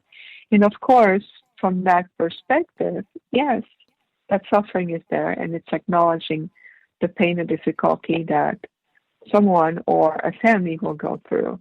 Well, the invitation here for you, Dave, and everyone, of course, is to transcend beyond what you have grown to identify as what is all the labels, acceptable, it's bad, it's good, it's dark, it's light. These type of conflict exists in this reality, for a purpose is to be transmuted. So if you accept the concept that originally you are a soul, a divine soul, and so many of you come from different star systems, you can come from different realms, knowing that this is not your first incarnation. If you also accept that the fact that you have lived before, so you've gone through different series of journeys. You could have been a warrior, you could have been a soldier, you could have been, the victim, you could have been a slave, you could have been also a king, you could have been different roles that you play. So you don't remember all of this in this lifetime, but it's still part of your archives, it's part of your Akashic records. So when a soul aligns himself or herself with a possible life, a possible timeline, the soul always reviews very carefully what is it entitled, where am I coming back in, what is the dynamic, am I going to be a male, female, how's the body, what is the dynamic of the family, what soul group am I coming back in, where on this planet, where is the soul team that I'm here to learn, integrate, and resolve. So the invitation we have with a lot of love and also wisdom behind our invitation is to, when you look as a child, that's because you keep mentioning that so we can see there's healing going on for you at that level. When you look at a child or a person or a life form going through a lot of suffering, pain, whether it's from a deformity, whether it's an handicap, whether it's, ask the soul, wow, I can imagine what that soul had aligned themselves in and the level of assistance that soul is receiving. What you're perceiving is through your, what's called your human eyes, the identification to the physical form. But there's so much more behind it. It's very easy to get involved in the trauma, get involved in the drama, in the storyline, and you get so involved that without knowing it, you're nourishing, you are feeding into that trauma because you're giving up your light, your power, your emotions, you are investing. So this is why it's called emotional investment. And it's, it can maybe for you who witness those trauma, can be also their learning that your soul has remembered to learn that I'm going to heal or being able to resolve those emotional investments. It doesn't mean, from a human perspective, that we are immune to suffering. Of course, we're going to have. We're always happy to have, whether it's at animal shelters, whether it's people, friends, anyone in distress, to be able to go through, because we understand that we're in this fight together. So what affects you will affect me, and will affect everyone on the planet. So we're here as a collective. We're here as a unified collective that has lots of resolve in all of us, whether you are ET-based, whether you are human Earth-based, whether you are from also the elementals.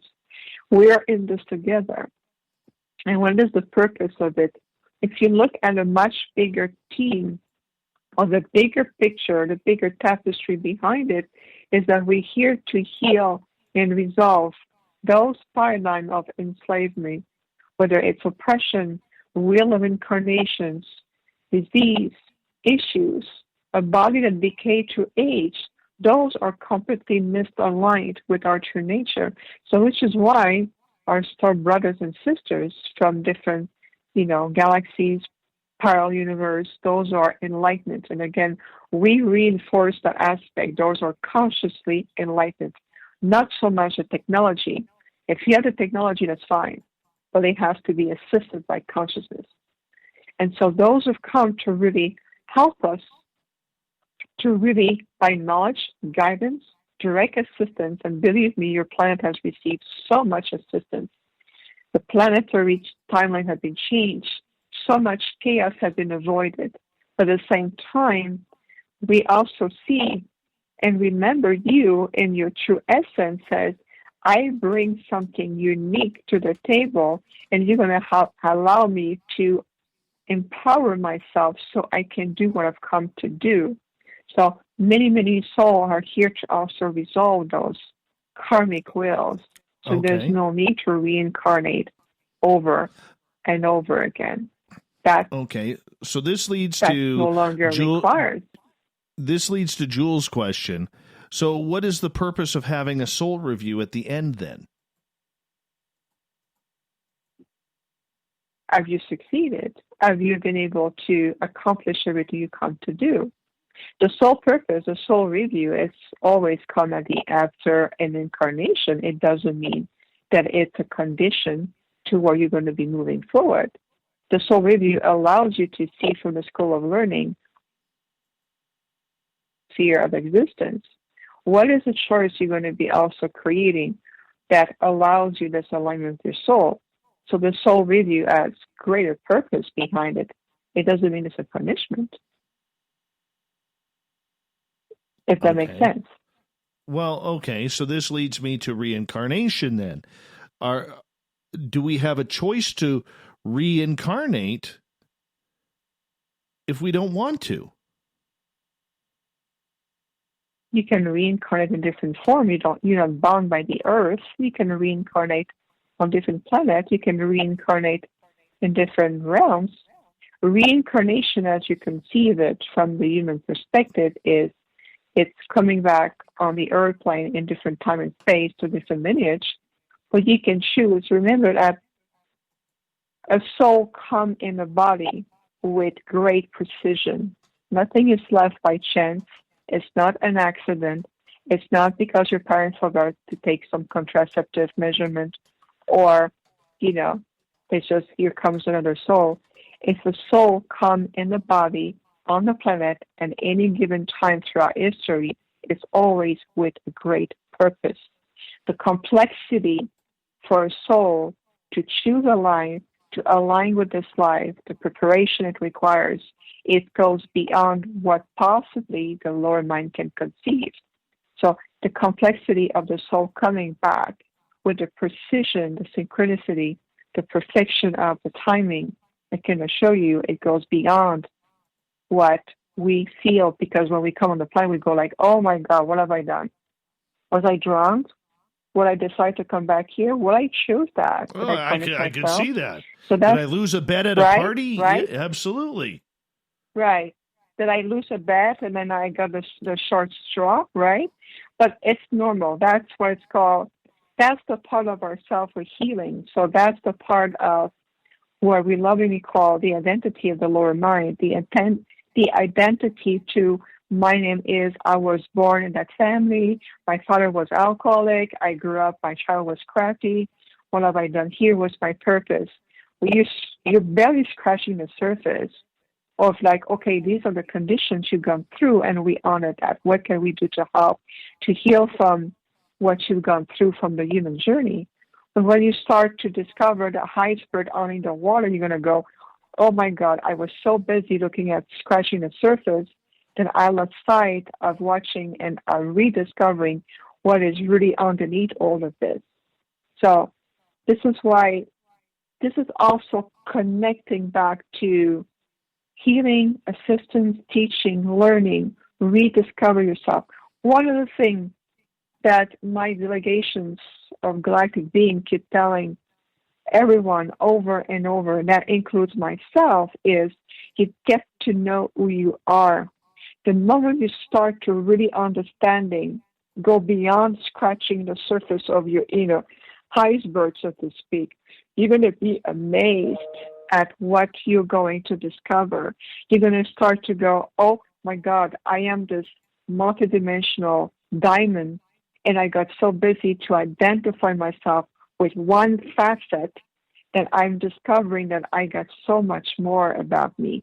And that's exactly one of the facets of the planet that we are getting assistance and help with, is to heal our perception of ourselves.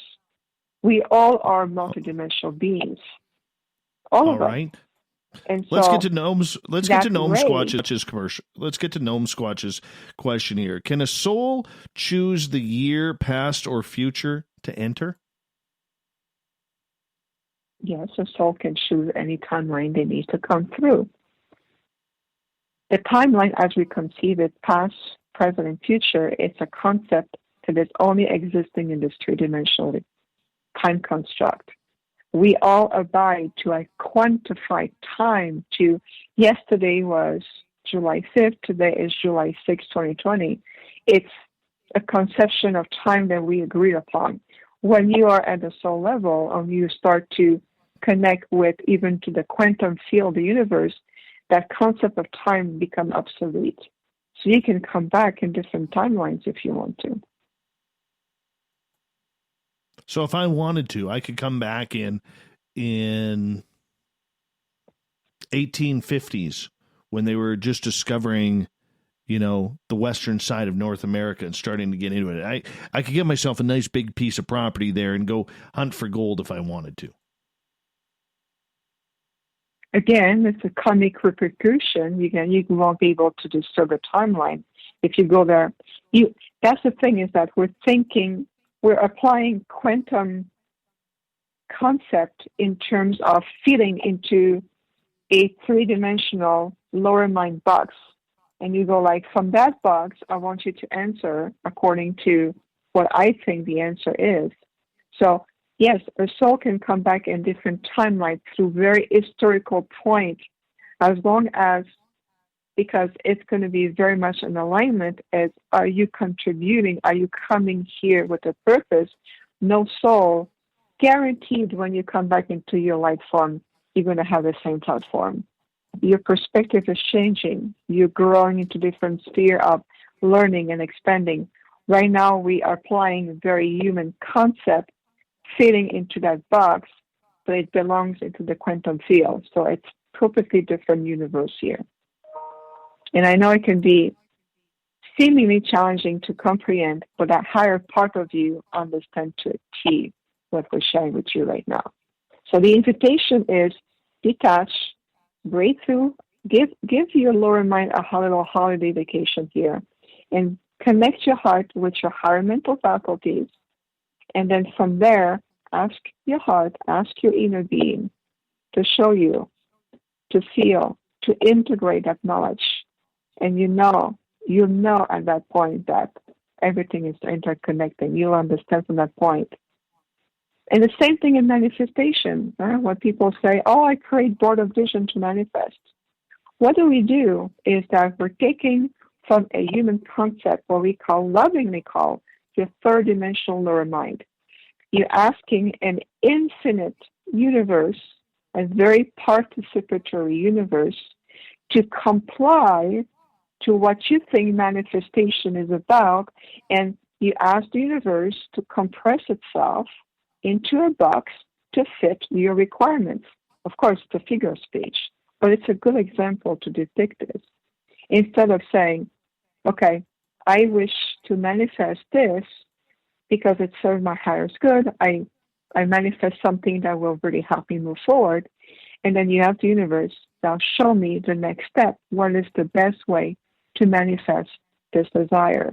Now you're getting in tune with the infinite resource of the universe. You're not demanding on the universe to fit your inner box. So it's the same principle here. And we love to use this analogy because it's an image we can relate to, if that makes sense.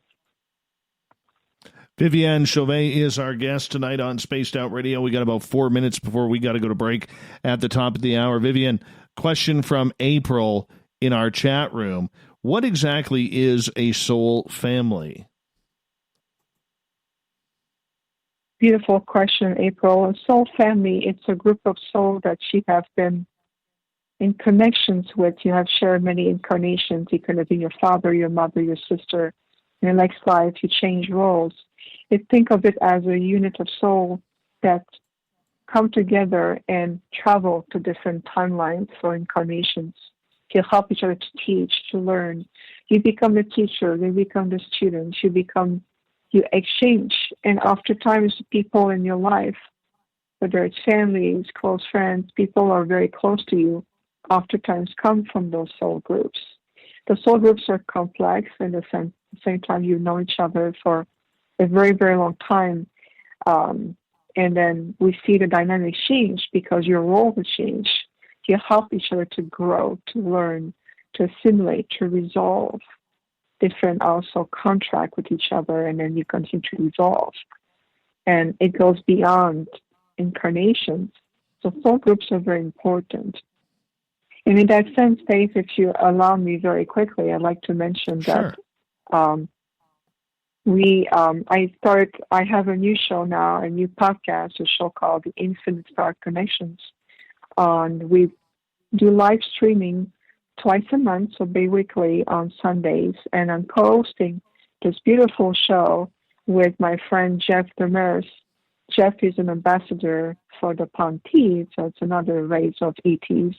And of course, I represent mostly the Arcturians, along with other interstellar civilizations. And part of the reasons why we created this podcast, is to really create a bridge to give the Star Nations a voice, and also allowing the Star Seed, the experiencer people, to feel drawn to the Star Nations, to connect and have this kind of dialogue with questions. We offer techniques. We do breathing technique. We offer different form of channel information, planetary information. So we love to have this type of contact with the public and bring the planet in a very, very small, intimate networking. We coming together. So I want just to mention that about the podcast, and we can check it out on Facebook at Infinite Star Connections. We do have also our Facebook page where we're announcing all the shows, and we also have guests coming up, and it's just amazing. We love to have this dialogue, this connections with everyone. So thank you for being here, all of you. No problem. We've got about a minute to go here before we have to go to break on Spaced Out Radio at the top of the hour. Viviane Chauvet is our guest tonight. Now, I know there is a question here. I just gotta find it here. Chemical Summer is asking, does anthropophagy have any effect on the soul, and is it even relevant? We've got about 45 seconds. I am not familiar with that term. If I would need clarification, what does that term mean to that person? What is the meaning behind it? Well, we'll have to get to that after the break here, because there's like a 20-second delay, and we're not going to be able to get that. We're not going to be able to get that at all. Okay. But that's okay. That's okay. We could figure it out. The one thing I love about you is you don't make up answers. There's a lot of people out there who will just make up answers like they know what the heck was just said, and in reality, they have no clue. I like that about you. It's kind of cool. Thank you.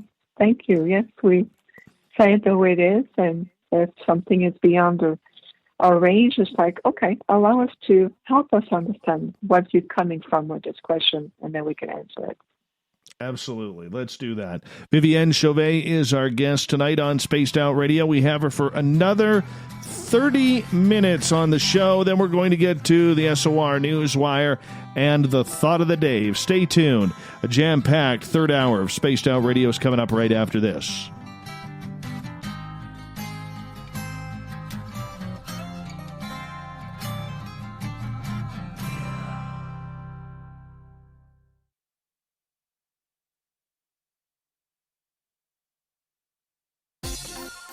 For the price of 1 cup of coffee a month, you can become an SOR Space Traveler.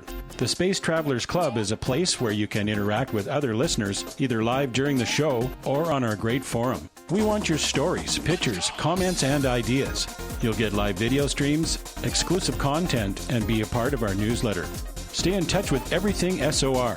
The Space Travelers Club is just $5 a month at spacedoutradio.com.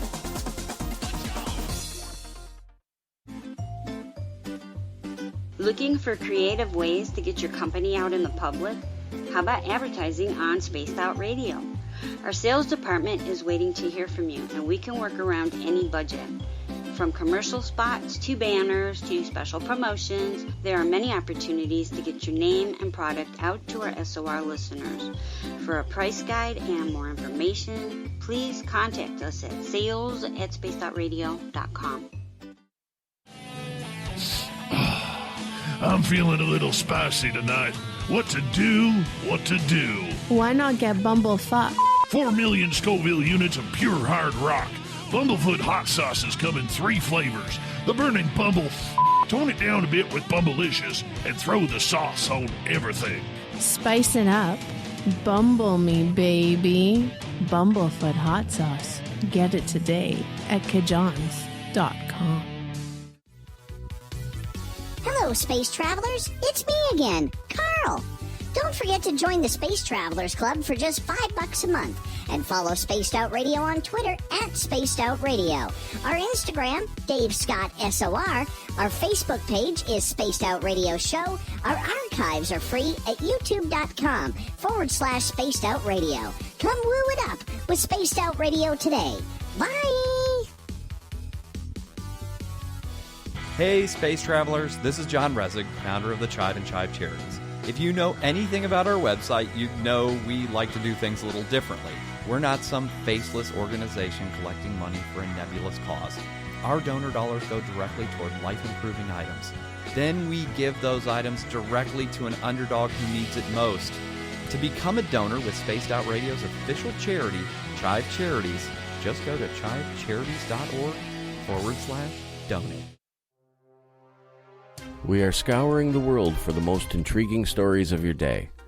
Take the time to read up on the SOR Newswire, where our team, led by Captain Shirk, will deliver to you some of the best paranormal and supernatural news, along with some stories that will blow your mind from the weird to the wacky. It's the news outside the news that piques interest, and that's what we're looking to deliver to you. The SOR Newswire, only at spacedoutradio.com.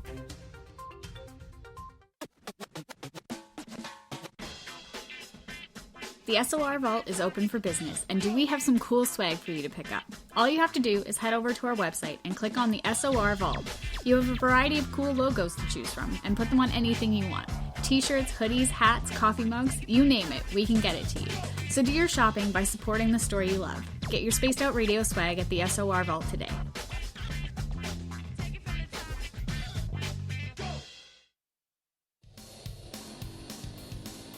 We all know on Spaced Out Radio we love a good beard and mustache, so why not take care of your facial hair with Mighty Moose Beard Oil? Made in Canada, we're taking care of beards and stashes around the world.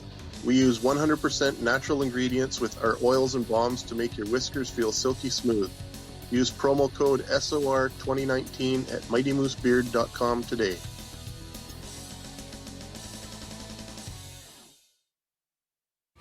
We're adding to the entertainment online for Spaced Out Radio. I'm Amber Beckard, and I want to invite you to subscribe to our YouTube channel and check out Cryptid Tales, where I will take you on a journey into some of the strangest legends and lore from around the world, relaying the stories to you of the strange creatures and experiences that people have had throughout time. You can find Cryptid Tales at youtube.com/Spaced Out Radio, and while you're there, don't forget to check out our free archives and leave a comment. See you there. Hello everyone, this is Ryan Stacy from the Experiencer Support Association, otherwise known as TESSA. We're glad to team up with Spaced Out Radio to help investigate your experiences on the SOR Sightlines Report. Together, we'll investigate the strange sightings and occurrences you've had. We're looking for answers just like you. So fill out a Sightlines Report on the Spaced Out Radio website and let's figure out what's going on together. The party is always on at the Moose Vancouver. The Moose Vancouver is where you want to be when visiting Canada's West Coast. Open until 2 a.m. nightly, the Moose cranks up the rock while serving some of the best rated food in the city. The menu starts at $6.95. Why party anywhere else in Vancouver when the Moose is right there? Get your horns up and rock with the Moose, the official party bar of Spaced Out Radio. Hello, this is your guitar man, Ron Bumblefoot Thal, and I have to tell you, I love the response I get for Little Brother is Watching from Spaced Out Radio fans. It's amazing how music can inspire and make people think deeper about what's going on in the supernatural world. You can head over to my website, bumblefoot.com, to check out my music, my guitar workshops, my touring, even check out some of the hot sauces that I'm working on. And make sure you keep on listening, because with Spaced Out Radio, you know Little Brother is watching.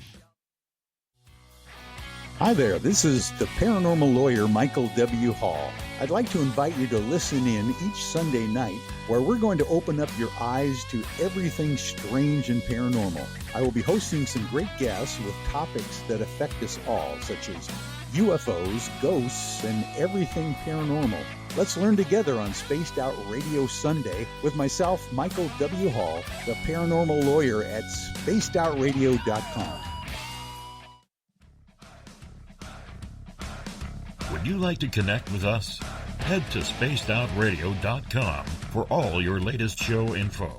Now, back to Dave Scott and SOR. Third and final hour of Spaced Out Radio is underway tonight. I am your host, Dave Scott. I appreciate each and every one of you tuning us in. Thank you so much. We welcome back everyone listening in on our terrestrial affiliates around North America and on the digital side on TalkStream Live and Revolution Radio. Remember, you can check out all of our archives for free at youtube.com/Spaced Out Radio. Just do old Davey the favor. Hit that subscribe button. The Desert Clam has set the password for tonight in the SOR Space Travelers Club, and Titchton. And Titchton is your password. Use it wisely, space travelers, as the clam sets a password each and every night right here on Spaced Out Radio. Our website is spacedoutradio.com, where we have a plethora of features for you, including rocking out to Bumblefoot and reading up on Captain Shirk's SOR Newswire. Follow us on Twitter at Spaced Out Radio and on Instagram at Spaced Out Radio Show. Tonight, for the final time, we introduce Viviane Chauvet.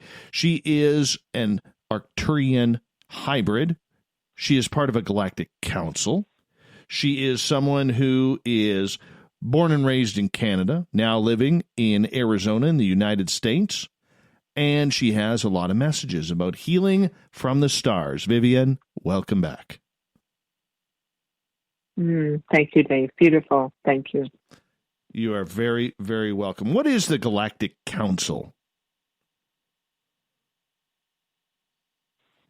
Well, Galactic Council is, think of it as the unification of different star systems that come together to oversee the development of different planets. And for example, for this Earth, there's different council. There's the High Council of Orion, Council of Sirian. We have the Galactic Federation, of course.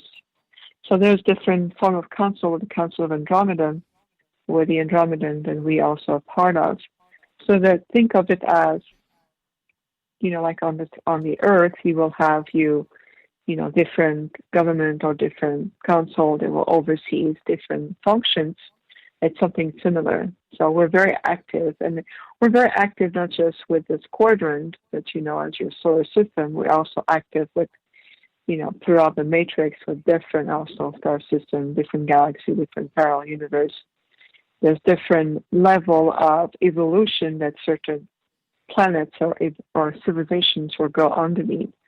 And so we are assisting, we are very much involved with different level of evolution, and we're helping different civilizations throughout, different universe and parallel universe and so forth. So we have been in close collaboration, if you want, partnership with, also your spiritual hierarchy that oversees the ascension process for the Earth and other aspect of council that we are members of. And that also includes our own council of elders back on our, our star system. So it has different multiple functions. Got you. All right. So how did you get chosen to be part of this? If I understand correctly your question, you're asking me, how did I get so-called chosen to for this Earth mission, correct? That's the question? Yes. Yes.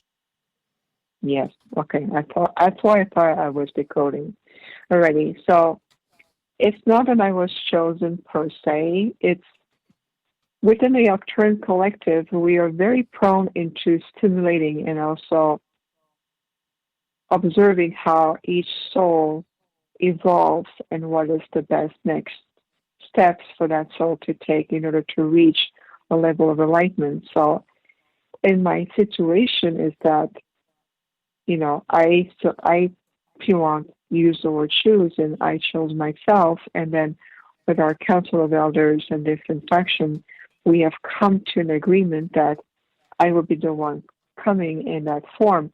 Now, there's one thing I want to clarify, because that has happened before, is that there are other star seeds from Arcturus on the planet, meaning that we all also have other delegations and other emanations coming from our star system in human form, what you call star seeds.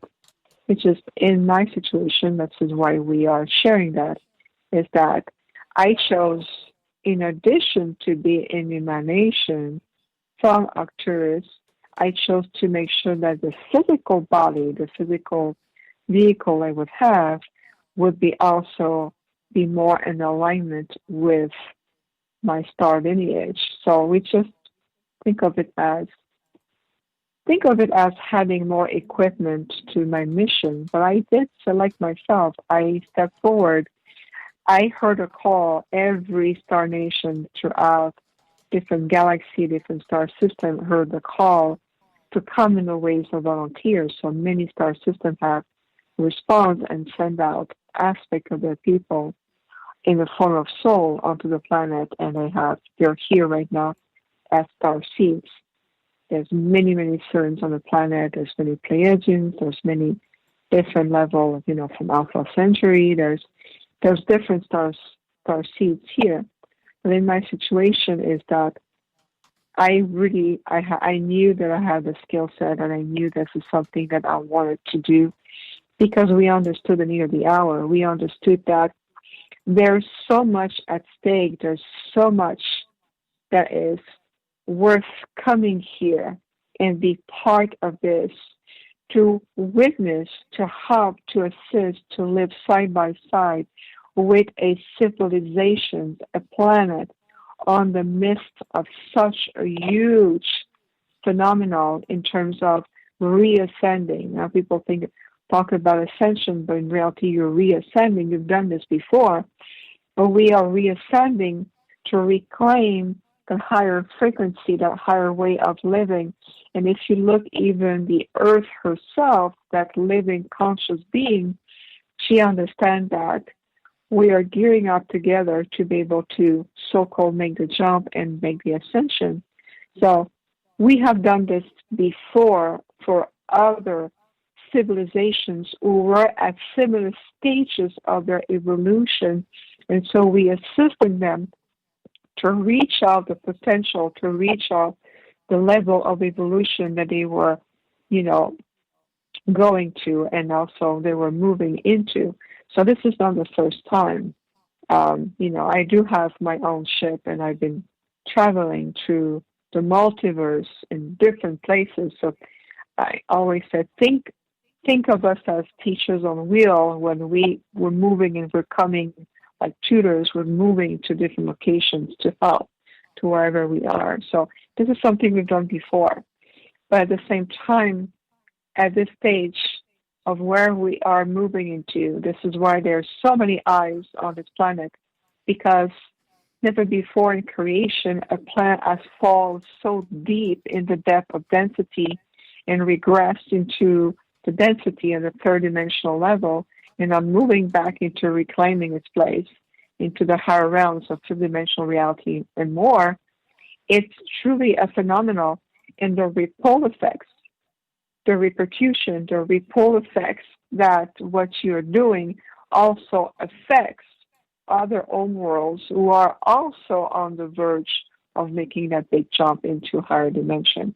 So we all interconnected. I know we've talked about your collective on the planet, how much everyone, every thought, every emotion, everything that you invest, where you are moving your energy, where you are investing your belief, affects everyone and everything on the planet. But it doesn't stop just on the planet. It also has ripple effect on to your solar system. It affects other planets, and it goes on. So everyone on the planet is like those radio waves of antennas emitting signals. And think of it as those cell towers that constantly emit radio waves so that we can have the Wi-Fi or we can have cell phone reception. It's the same thing. Everyone on the planet is like those cell phone tower that send out signals, your thoughts, what you repeat to yourself, what you also believe, investing your emotional field. The power of your emotion creates so much energy, and it has ripple effect. We can see those waves of energy coming from the planet in terms of frequency, and then it can be distorted frequency or it can be harmonious frequency. So this is why the invitation is focus on the need right now. Bring back yourself, your energy. What do you do on day-to-day basis? How can you contribute? Do you understand who you are? Do you remember who you are? Get to discover those parts of you and get to also get into the consciousness that what you say, what you do, what you think matters. It has an impact on the entire quality of the ecosystem of your world. Think of it as the pebble that you pick up on the banks of the lakes, and you go like, oh, it's fun to throw pebble in the lakes. It makes circles, it makes sounds. It's just fun. It's innocent, right? But in reality, what you're doing is that you're changing the ecosystem of that water, and you don't understand how much you're affecting it and how far it goes. It's the same thing with your thoughts. So this is one of the reasons, one of the layers of why there's so many teachers, the spiritual movements, going back. Look at meditation. Now let's talk about just that for a moment. What is meditation? It's not just to relax and clear your mind, get a connections, clear your chakras, ground yourself. Meditation is a form of discipline. It's a discipline that allows you on a day-to-day basis in a very accessible way to everyone to connect to that part of you and lower the chattering of the lower mind, those little whisper of satellite of influences that comes from Twitter and Facebook, social media, the news. When you lower those waves of distraction and you start to discipline your mind to listen to your soul whisper, listen to your heart, listen to your inner being, you are entering into an inner space of peace, serenity, where the true answers, the knowledge, everything you need to know is. Anyway, I may hear the parts of people say, well, that sounds simple. That's exactly the point. There's great power in the simplicity of discipline of the mind. In a meditative state or meditation, it's a very accessible tool to train yourself in that direction. There's no need for you to have those great teaching and elaborate classes and say, well, I don't see, I get distracted easily. It's okay. The more you do it, every time visualize an ocean.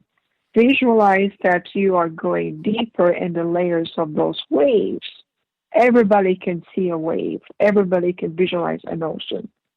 And when you're looking at the ocean, you'll start to identify that the surface waves can be attributed to the distraction of the mind and the influences that we're so used to being bombarded with day after day.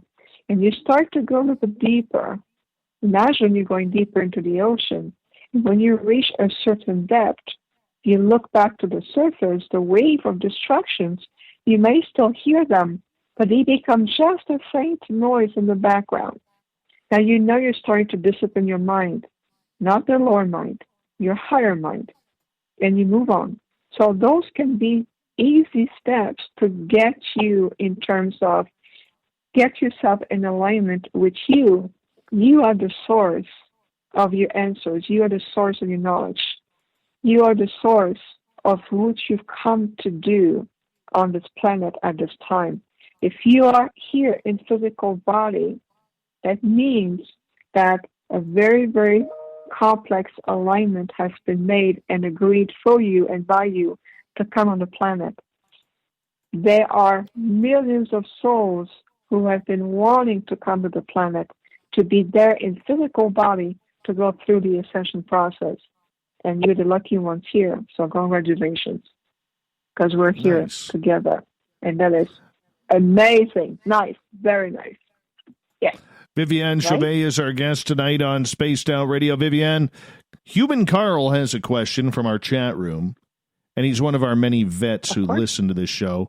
And we love you, Human Carl, and thank you for your service for what you do, because we love our veterans around here. And he is asking, he would like to know, how do you know when you are getting a download? What does it feel like? Oh, I love it. Thank you for your question, and thank you for your service. We honor you very much so. How do you know you're getting a download? So there's different points. Getting a download may feel like an upgrade. You start to feel that without knowing it, there's a knowingness within you that something is different. Something feel different in terms of you may start to see, that colors looks more vibrant. You start to get those higher thoughts coming, those other quality of thoughts. You may start to feel that something is opening. Your senses are more expanded. You feel more sensitive. You become more attuned to your environment. You start to also questioning. You start to realize your perception is shifting. So when you receive downloads, it will also upgrade your physical body. It upgrades all of your point of connections to your light body and so forth. And what happens is that, for example, you may notice that your body may be improving itself, like digesting better, healing a scratch faster, getting more quality of sleep. You start to feel more attuned with yourself. It can be subtlety of changes and yet very potent. And then when you start to allowing those integration to come in a very natural process, you start to realize that the way I started my week on point A and now on point D, something is shifting about me. What can that be? Is that you may have received a download. You may have received a level of initiation that can be done on a soul level that allows you to tap now into different gifts. You start to feel more attuned and so forth. So it can be subtle and it can also be louder depending on what kind of downloads you receive and for what purpose. Sometimes it can be just a subtlety to upgrade your body to be a clearer conduit to receive and hold higher frequency of light. That's another aspect. Your physical body also changes as you're evolving consciously, and at the soul level, your body will upgrade to be able to hold those higher frequency of light, those encoding of light coming through. So this is a great question. I hope that the answers speak to you at different level. Interesting. Very interesting. Let's get to another question here. And this one comes from Justin, who is asking, do you have any knowledge about the pyramids and ancient civilizations? Wonderful question. Thank you so much for this. Yes. Egypt has been such a turning point in the human evolution and also the Earth history. So if you look at ancient Egypt, so the mystery school of learning with the high priest, high priestess, looking at the pyramid, the alignment that connects with Orion, we know that Egypt has been a big pivotal place, a very pivotal time and space on your planet where there's also being direct ET contact. And we know that those from Orions and Sirians have come to the planet in these times. And so Egypt, there's so many souls, even to these days, are connected to those ancient timelines. In fact, in Arizona, we have an ancient grid that attracts souls who have had lives in Egypt. It connects to those grids.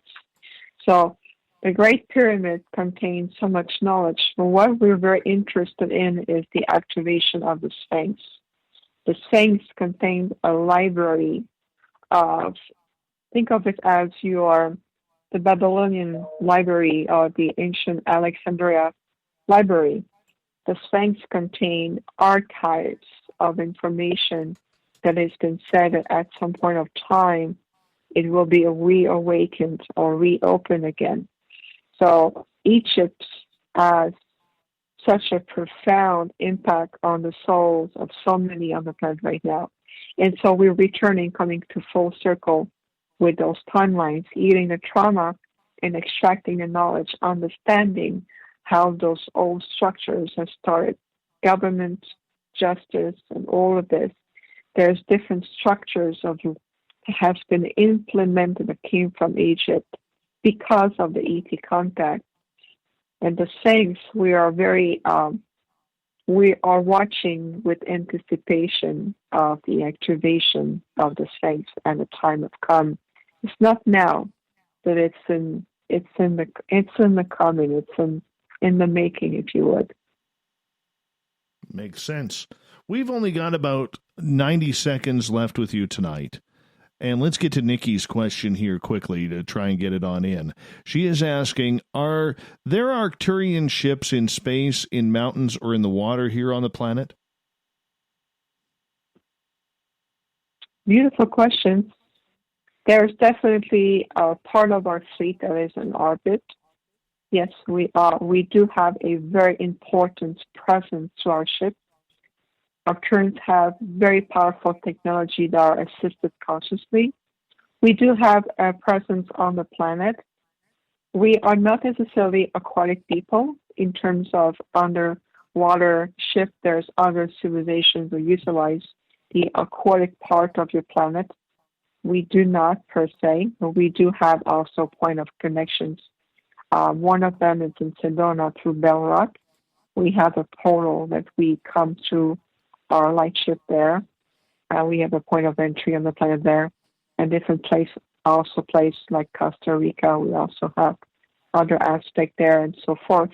So we have very important outposts throughout the planet, very ancient ones. Not necessarily physical, but they're very etheric outposts. And then we do have a very important presence to our fleet in proximity to your Earth, which is also one of the reasons we monitor your Earth very, very closely. And let's just say that we take care of removing or taking care of monitoring any form of negative influence that might be tempting to come through different interstellar port of entry. So we're definitely here in so many levels. Oh, yes, we are. Awesome. Absolutely. Great questions. Oh, Viviane, I want to say thank you so much for coming on Spaced Out Radio tonight. It's been an absolute pleasure to have you on. We're already getting a lot of our listeners in the chat rooms asking for you to come back, so we have to make that happen. Viviane Chauvet, everybody. Coming up next, we have the SOR Newswire and the Thought of the Day. Stay tuned. More Spaced Out Radio coming up.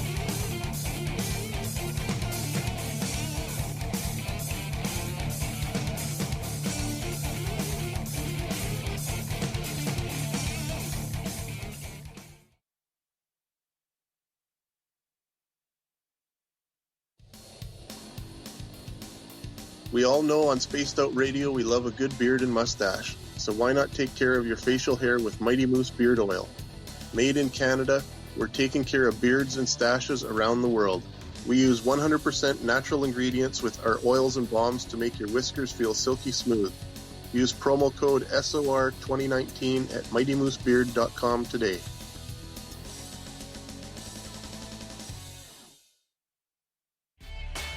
cold drinks, great food, and the best music in Vancouver. The Moose Vancouver is the place to be, open until 2 a.m. nightly. Everything on the menu starts at just $6.95. Who serves food that cheap anymore? At the Moose, you'll never know who you'll run into. Rock stars, actors, athletes. It's the place everyone wants to be. So join us at the Moose Vancouver, the official party bar of Spaced Out Radio. Hello, space travelers. It's me again, Carl.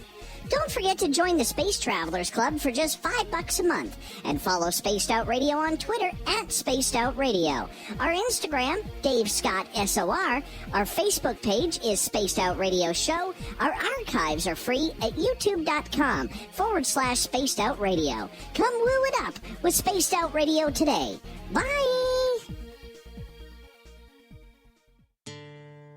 Hey, Spaced Out Radio fans! It's John Resig, founder of the Chive and Chive Charities. Our goal is to make the life of veterans, first responders, and those with rare medical conditions 10% happier. We do this by donating one grant item, ranging from dance to therapy programs to prosthetic limbs, to those who need it most. To contribute to Spaced Out Radio's official charity, head over to chivecharities.org and become a donor today.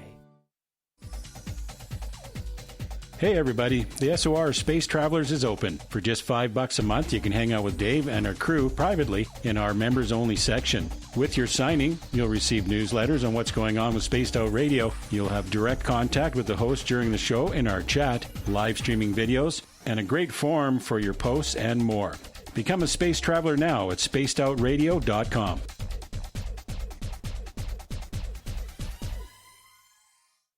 Hello, this is your guitar man, Ron Bumblefoot Thal, and I have to tell you, I love the response I get for Little Brother is Watching from Spaced Out Radio fans. It's amazing how music can inspire and make people think deeper about what's going on in the supernatural world. You can head over to my website, bumblefoot.com, to check out my music, my guitar workshops, my touring, even check out some of the hot sauces that I'm working on. And make sure you keep on listening, because with Spaced Out Radio, you know Little Brother is watching. If you like it hot, real hot, then heat up your meals with Bumblefoot hot sauce. Get your Bumblefoot hot sauce today. The sauce, Bumblicious, and the 4 million Scoville unit Bumble. We're going in hot, real hot, coming out even hotter. Keep the milk nearby and tantalize your taste buds tonight. Bumblefoot hot sauce, available now at kajans.com. Hi there, this is the paranormal lawyer Michael W. Hall. I'd like to invite you to listen in each Sunday night, where we're going to open up your eyes to everything strange and paranormal. I will be hosting some great guests with topics that affect us all, such as UFOs, ghosts, and everything paranormal. Let's learn together on Spaced Out Radio Sunday with myself, Michael W. Hall, the paranormal lawyer at spacedoutradio.com. At spacedoutradio.com, we are keeping you up to date on all the news with the SOR Newswire. Captain Shirk leads the team that is bringing you the news of the day and exclusive stories on everything paranormal and supernatural.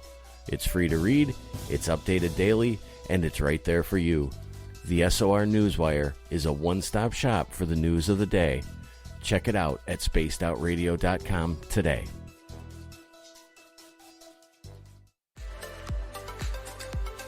Are you looking for great advertising value for your company? Look no further than Spaced Out Radio. We have a multitude of places to get your name out there, including commercial ads during the show, special promotions, and banners on our website.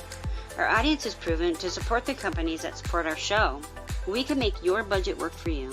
So for more information, please contact us at sales@spacedoutradio.com.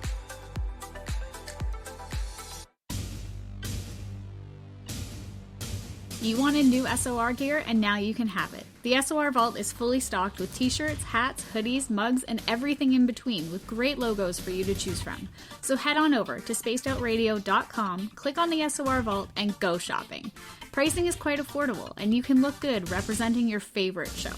So go to our website and pick up your new SOR wear at the SOR Vault today.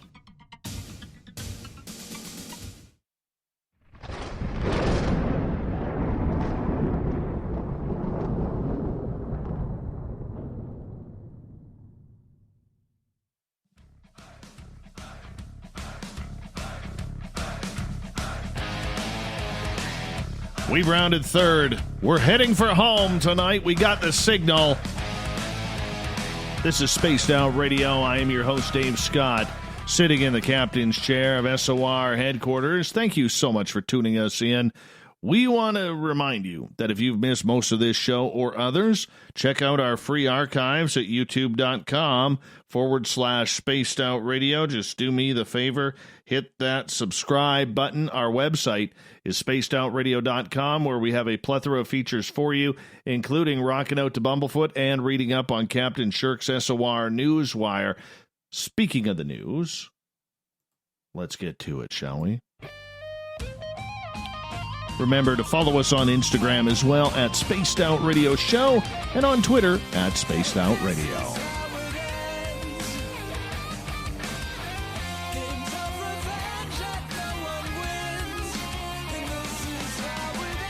The news is always changing, which is why we bring you the SOR Newswire at the back end of every show, where we get to the weird, the strange, and the really, this is next. Oh, just when we thought we could get a sigh of relief. If you were playing on your 2020 what is going to happen next bingo card, I want to know who's ready to cover up bubonic plague. Seriously. That's next. Well, apparently with the world in grips of another unprecedented global pandemic that is causing hundreds of thousands of deaths, millions of infections, and an untold economic catastrophe, last thing we need to hear is that in a remote corner of China, another plague has emerged. Authorities in China warned this weekend of a plague epidemic after a herdsman was diagnosed with bubonic plague, the cause of the Black Death, which killed 50 million people worldwide in the Middle Ages. The alert came from the city of Baianur, located about 550 miles northwest of Beijing. So a hospital was alerted and then contacted municipal authorities on the patient's case. Local authorities took action, issuing a citywide Level 3 warning for plague prevention, the second lowest in a 4-level system. At present, there is a risk of human plague epidemics spreading in this city, the local authorities said. And he goes on to say, the public should improve its self-protection awareness and ability and report abnormal health conditions promptly. The authorities also warned against hunting, eating, or transporting potentially infected animals and to report any dead or diseased rodents. Baianur's authorities particularly highlighted the threat from marmots, a type of large ground squirrel that is eaten in some parts of China and neighboring Mongolia. Marmots live in rural areas and are often carriers of the disease. Bubonic plague, which is transmitted by fleas that live off of infected rodents, isn't that pleasant, as well as direct contact with infected tissue, is one of the plague's two main forms. It causes painful, swollen lymph nodes, as well as fever, chills, and coughing. Bubonic plague can be treated with antibiotics if caught early, but if untreated, it is fatal in up to 60% of its cases. Pneumonic plague, which infects the lungs, is a more severe form and is fatal in 90% of untreated cases. Now, Baianur's health officials say the herdsman in question was in stable condition and undergoing treatment. While the plague has been effectively wiped out in large parts of the world thanks to the advent of antibiotics, it still does persist. The Baianur case is Mongolia's third known case of the plague in recent weeks. Monday, authorities lifted restrictions of Kovid province after 2 cases of bubonic plague linked to the consumption of marmot meat, which were reported a week ago. So in other words, don't eat marmots, all right? They may be infected with bubonic plague, and that just wouldn't be good. We don't need any more plagues for 2020. That's just total truth. All right, moving on here. According to a new analysis from scientists at the University of Nottingham in England, we don't have a lot of alien company. Oh, here we go. Here come the skeptic articles now. On June 15th, 2 researchers published a paper in the Astrophysical Journal arguing that the Milky Way, which sports an estimated 7 or several 100 billion stars could host as few as 36 societies of alien species. That's a surprisingly tiny number, although the authorities also made a second, more generous analysis in which they say that count could be as many as 1,000. Either way, their conclusion is that, like stick-shift cars, extraterrestrial civilizations are few and far between. The implication is that our nearest cosmic chums are at least several thousand light years away. You may wonder why this story has raised eyebrows. Well, it would make Homo sapiens extraordinarily special. Despite the fact that the galaxy is stuffed with planets, it discomfits scientists because historically, every time we thought we occupy a privileged position in the universe, we were wrong. Remember that 6 centuries ago, we learned folks would have to assure that the Earth was the center of the cosmos. It is not. So how did the British experts arrive at stunningly low estimates? After all, previous studies on this topic fill a small hoard of hard drives. Astronomer Carl Sagan figured that the Milky Way houses 1 million societies. A more conservative claim is that that number is closer to 10,000, but many Brits are disagreeing. The scientists arrived at the lowball tally by using a variant of Drake equation, eventually favoriting everyone's favorite method to gauge alien head counts. This famous formula, which was introduced by astronomer Frank Drake in 1961, is a string of 7 parameters that, when multiplied together, estimate the number of technologically adept societies in a galaxy. The parameters include the abundance of Earth-like planets, the fraction of that small spawn life, etc. All right. Is there aliens out there? Oh, yeah. Oh, yeah, we got aliens. Totally got aliens.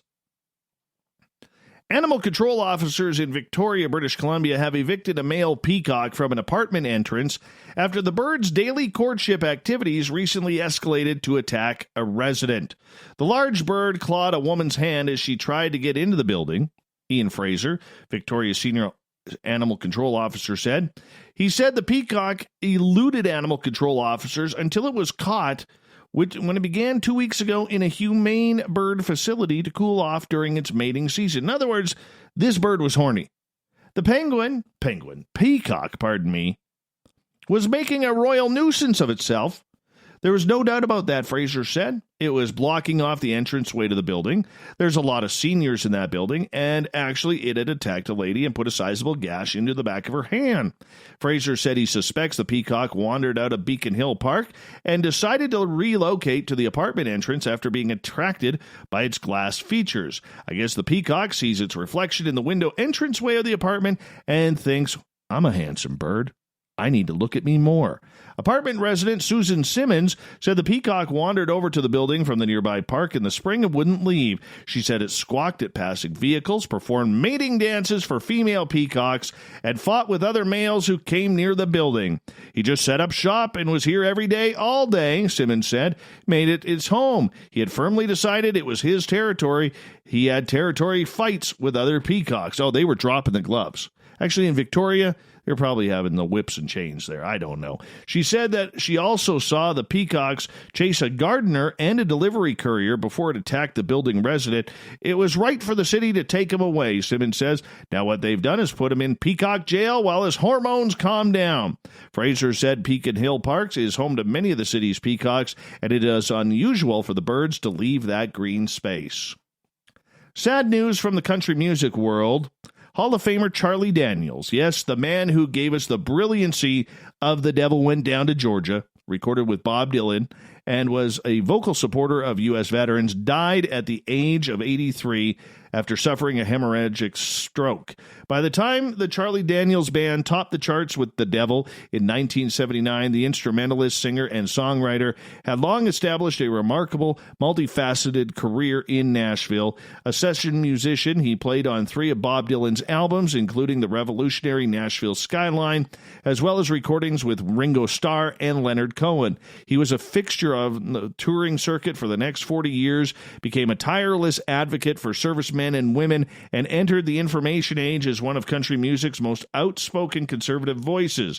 His music fused the immediacy of Southern rock with the classic country storytelling that he heard as a child. Kyle Young, CEO of the Country Music Hall of Fame and Museum, said, He brought new audiences to country music, pointing to people to the sources, even as he explored the edges. He is survived by his wife Hazel, son Charlie Jr., and Alea Knowling and Evan Tubb, whom Daniels considered his grandchildren. Isn't that nice? God bless him. After a drought of many years, there is a cautious optimism about Comet Neowise, a naked-eye comet that is set to be visible in the northern sky this month. It should be visible from the UK, if you don't mind staying up late. Yeah. So, Comet C/2020 F3 Neowise, as it's often referred to, was discovered on March 27th of this year by the Neowise Space Telescope. It reached perihelion, its closest point to the Sun, on July 3rd, and will make its closest approach to Earth almost 3 weeks from now on July 23rd, when it will be passing us at a distance of 103 million kilometers away.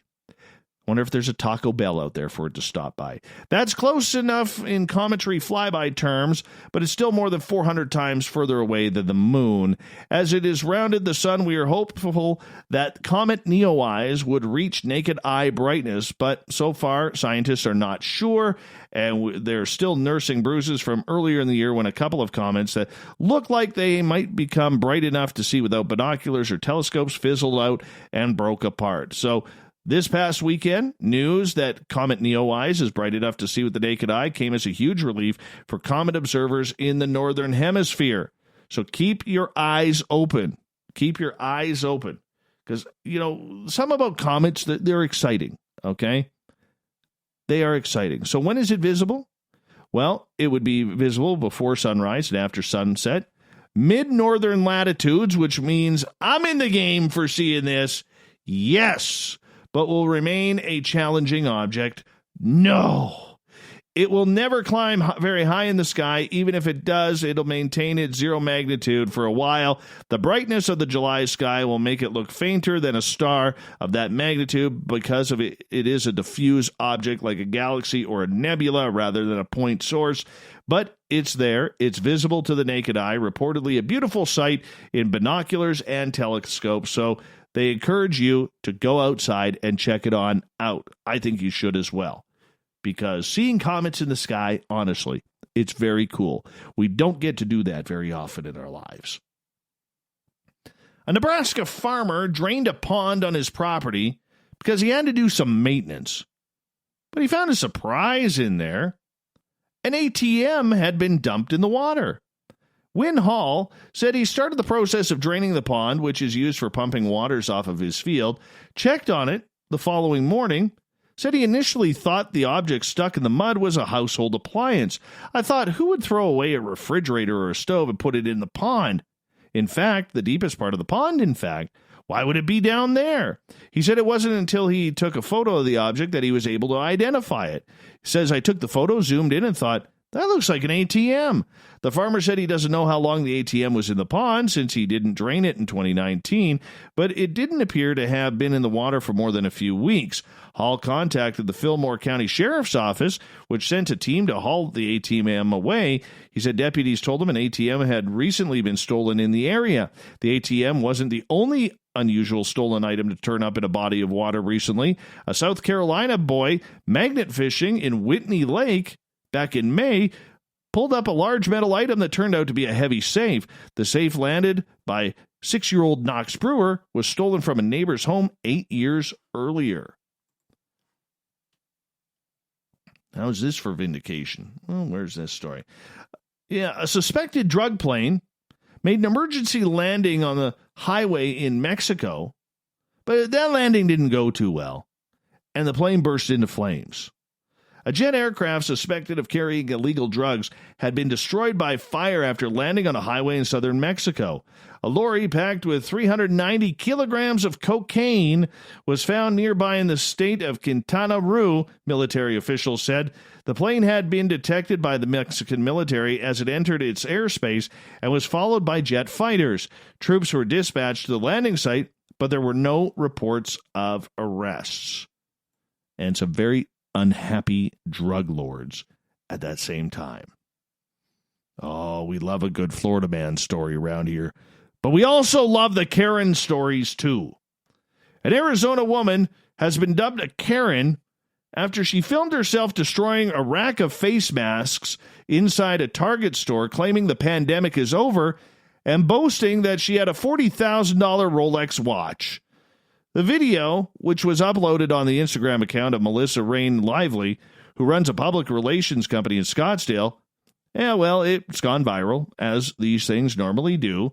Finally, we meet the end of the road. I've been looking forward to this crap all my life, she says as she films a rack of hold on, an ad popped up there. Let's close this out. Here we go. Finally, we meet the end of the road, and she said as she films a rack of selling various face masks inside a Target. She then proceeds to aggressively rip the masks from the shelves and fling them onto the floor. This crap is over. This is over. This crap is over. Woo! I don't need this crap. We don't want any more of this crap over, she was overheard saying as she spread the masks around the ground. Oh, nice lady. Very nice lady. Yes, she made a beautiful mess. Anyways, 2 Target employees then approached her and said the mess that she was making and said, "Ma'am, can you please stop? That's a little bit too polite for this." "Why? You let everyone else do it. Why? I can't do it because I'm blonde, white, and a woman? I'm wearing a effing $40,000 Rolex. I don't have the right to screw things up. Oh, this girl has a potty mouth. Oh, shame on her." The video viewed over 7 million times already. Second video filmed on Instagram of the profile of the brand consortium the marketing brand Lively is CEO of shows the cops arresting her at her home following the Target incident. In the clip, Lively claims she's a spokesperson for QAnon and the White House. "I was hired to be a QAnon spokesperson," she said, the clip adding police could call Donald Trump and ask him, claiming she can't share any classified information. Oh, this is a live one here. Very much a live one. And on that note, let's get to it, shall we?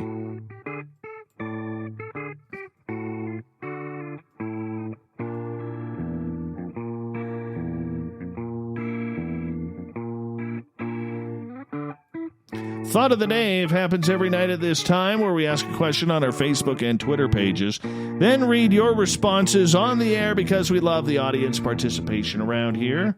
Today's Thought of the Day is as follows.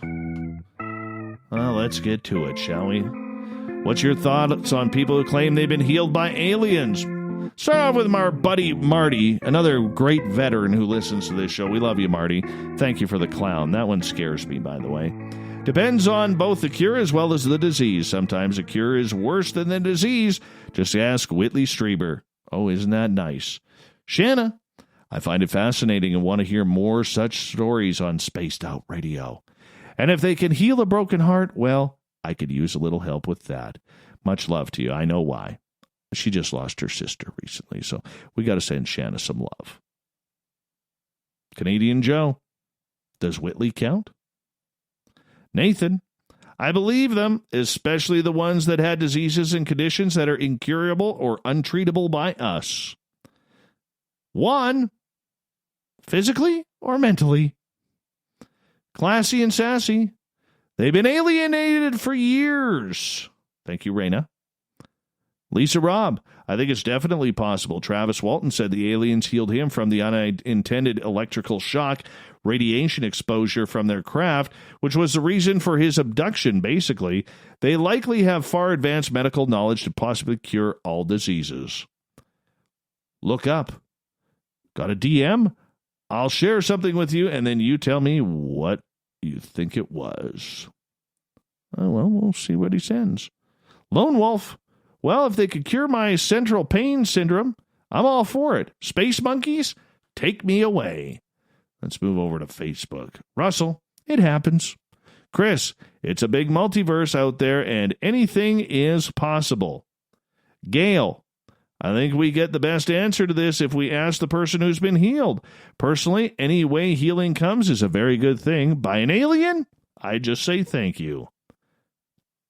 Gabe, I think I may have been one of them. Ooh, gotta go into detail about that, Gabe.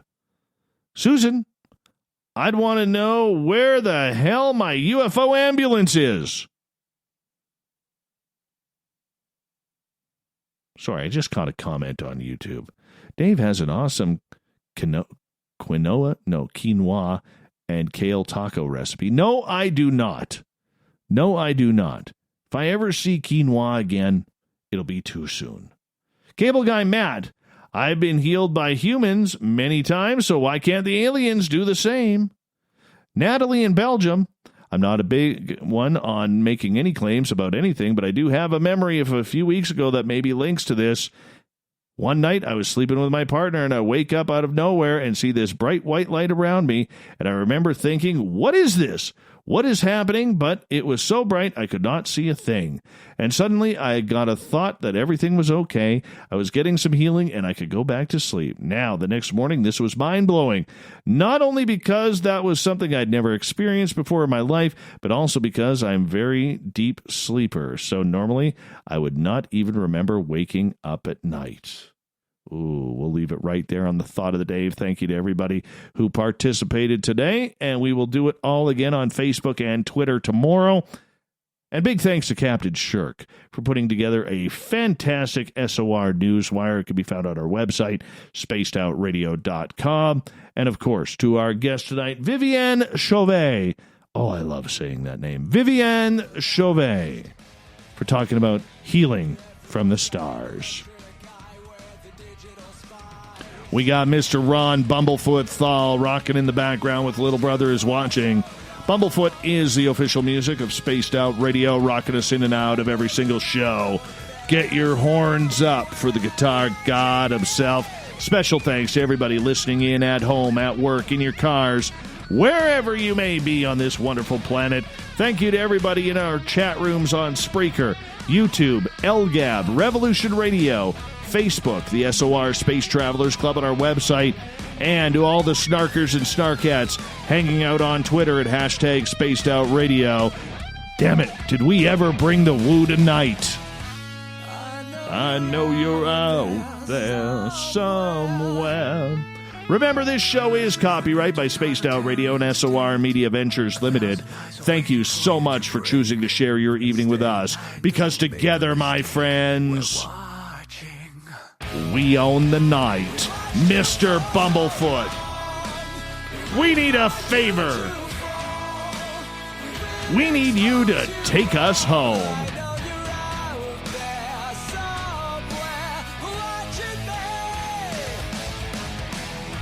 The Woo Train may have docked for the night, but we shall ride again. Remember, your seats are always available. Your tickets never expire. And if you want to bring a friend, there's room for them too. Good night.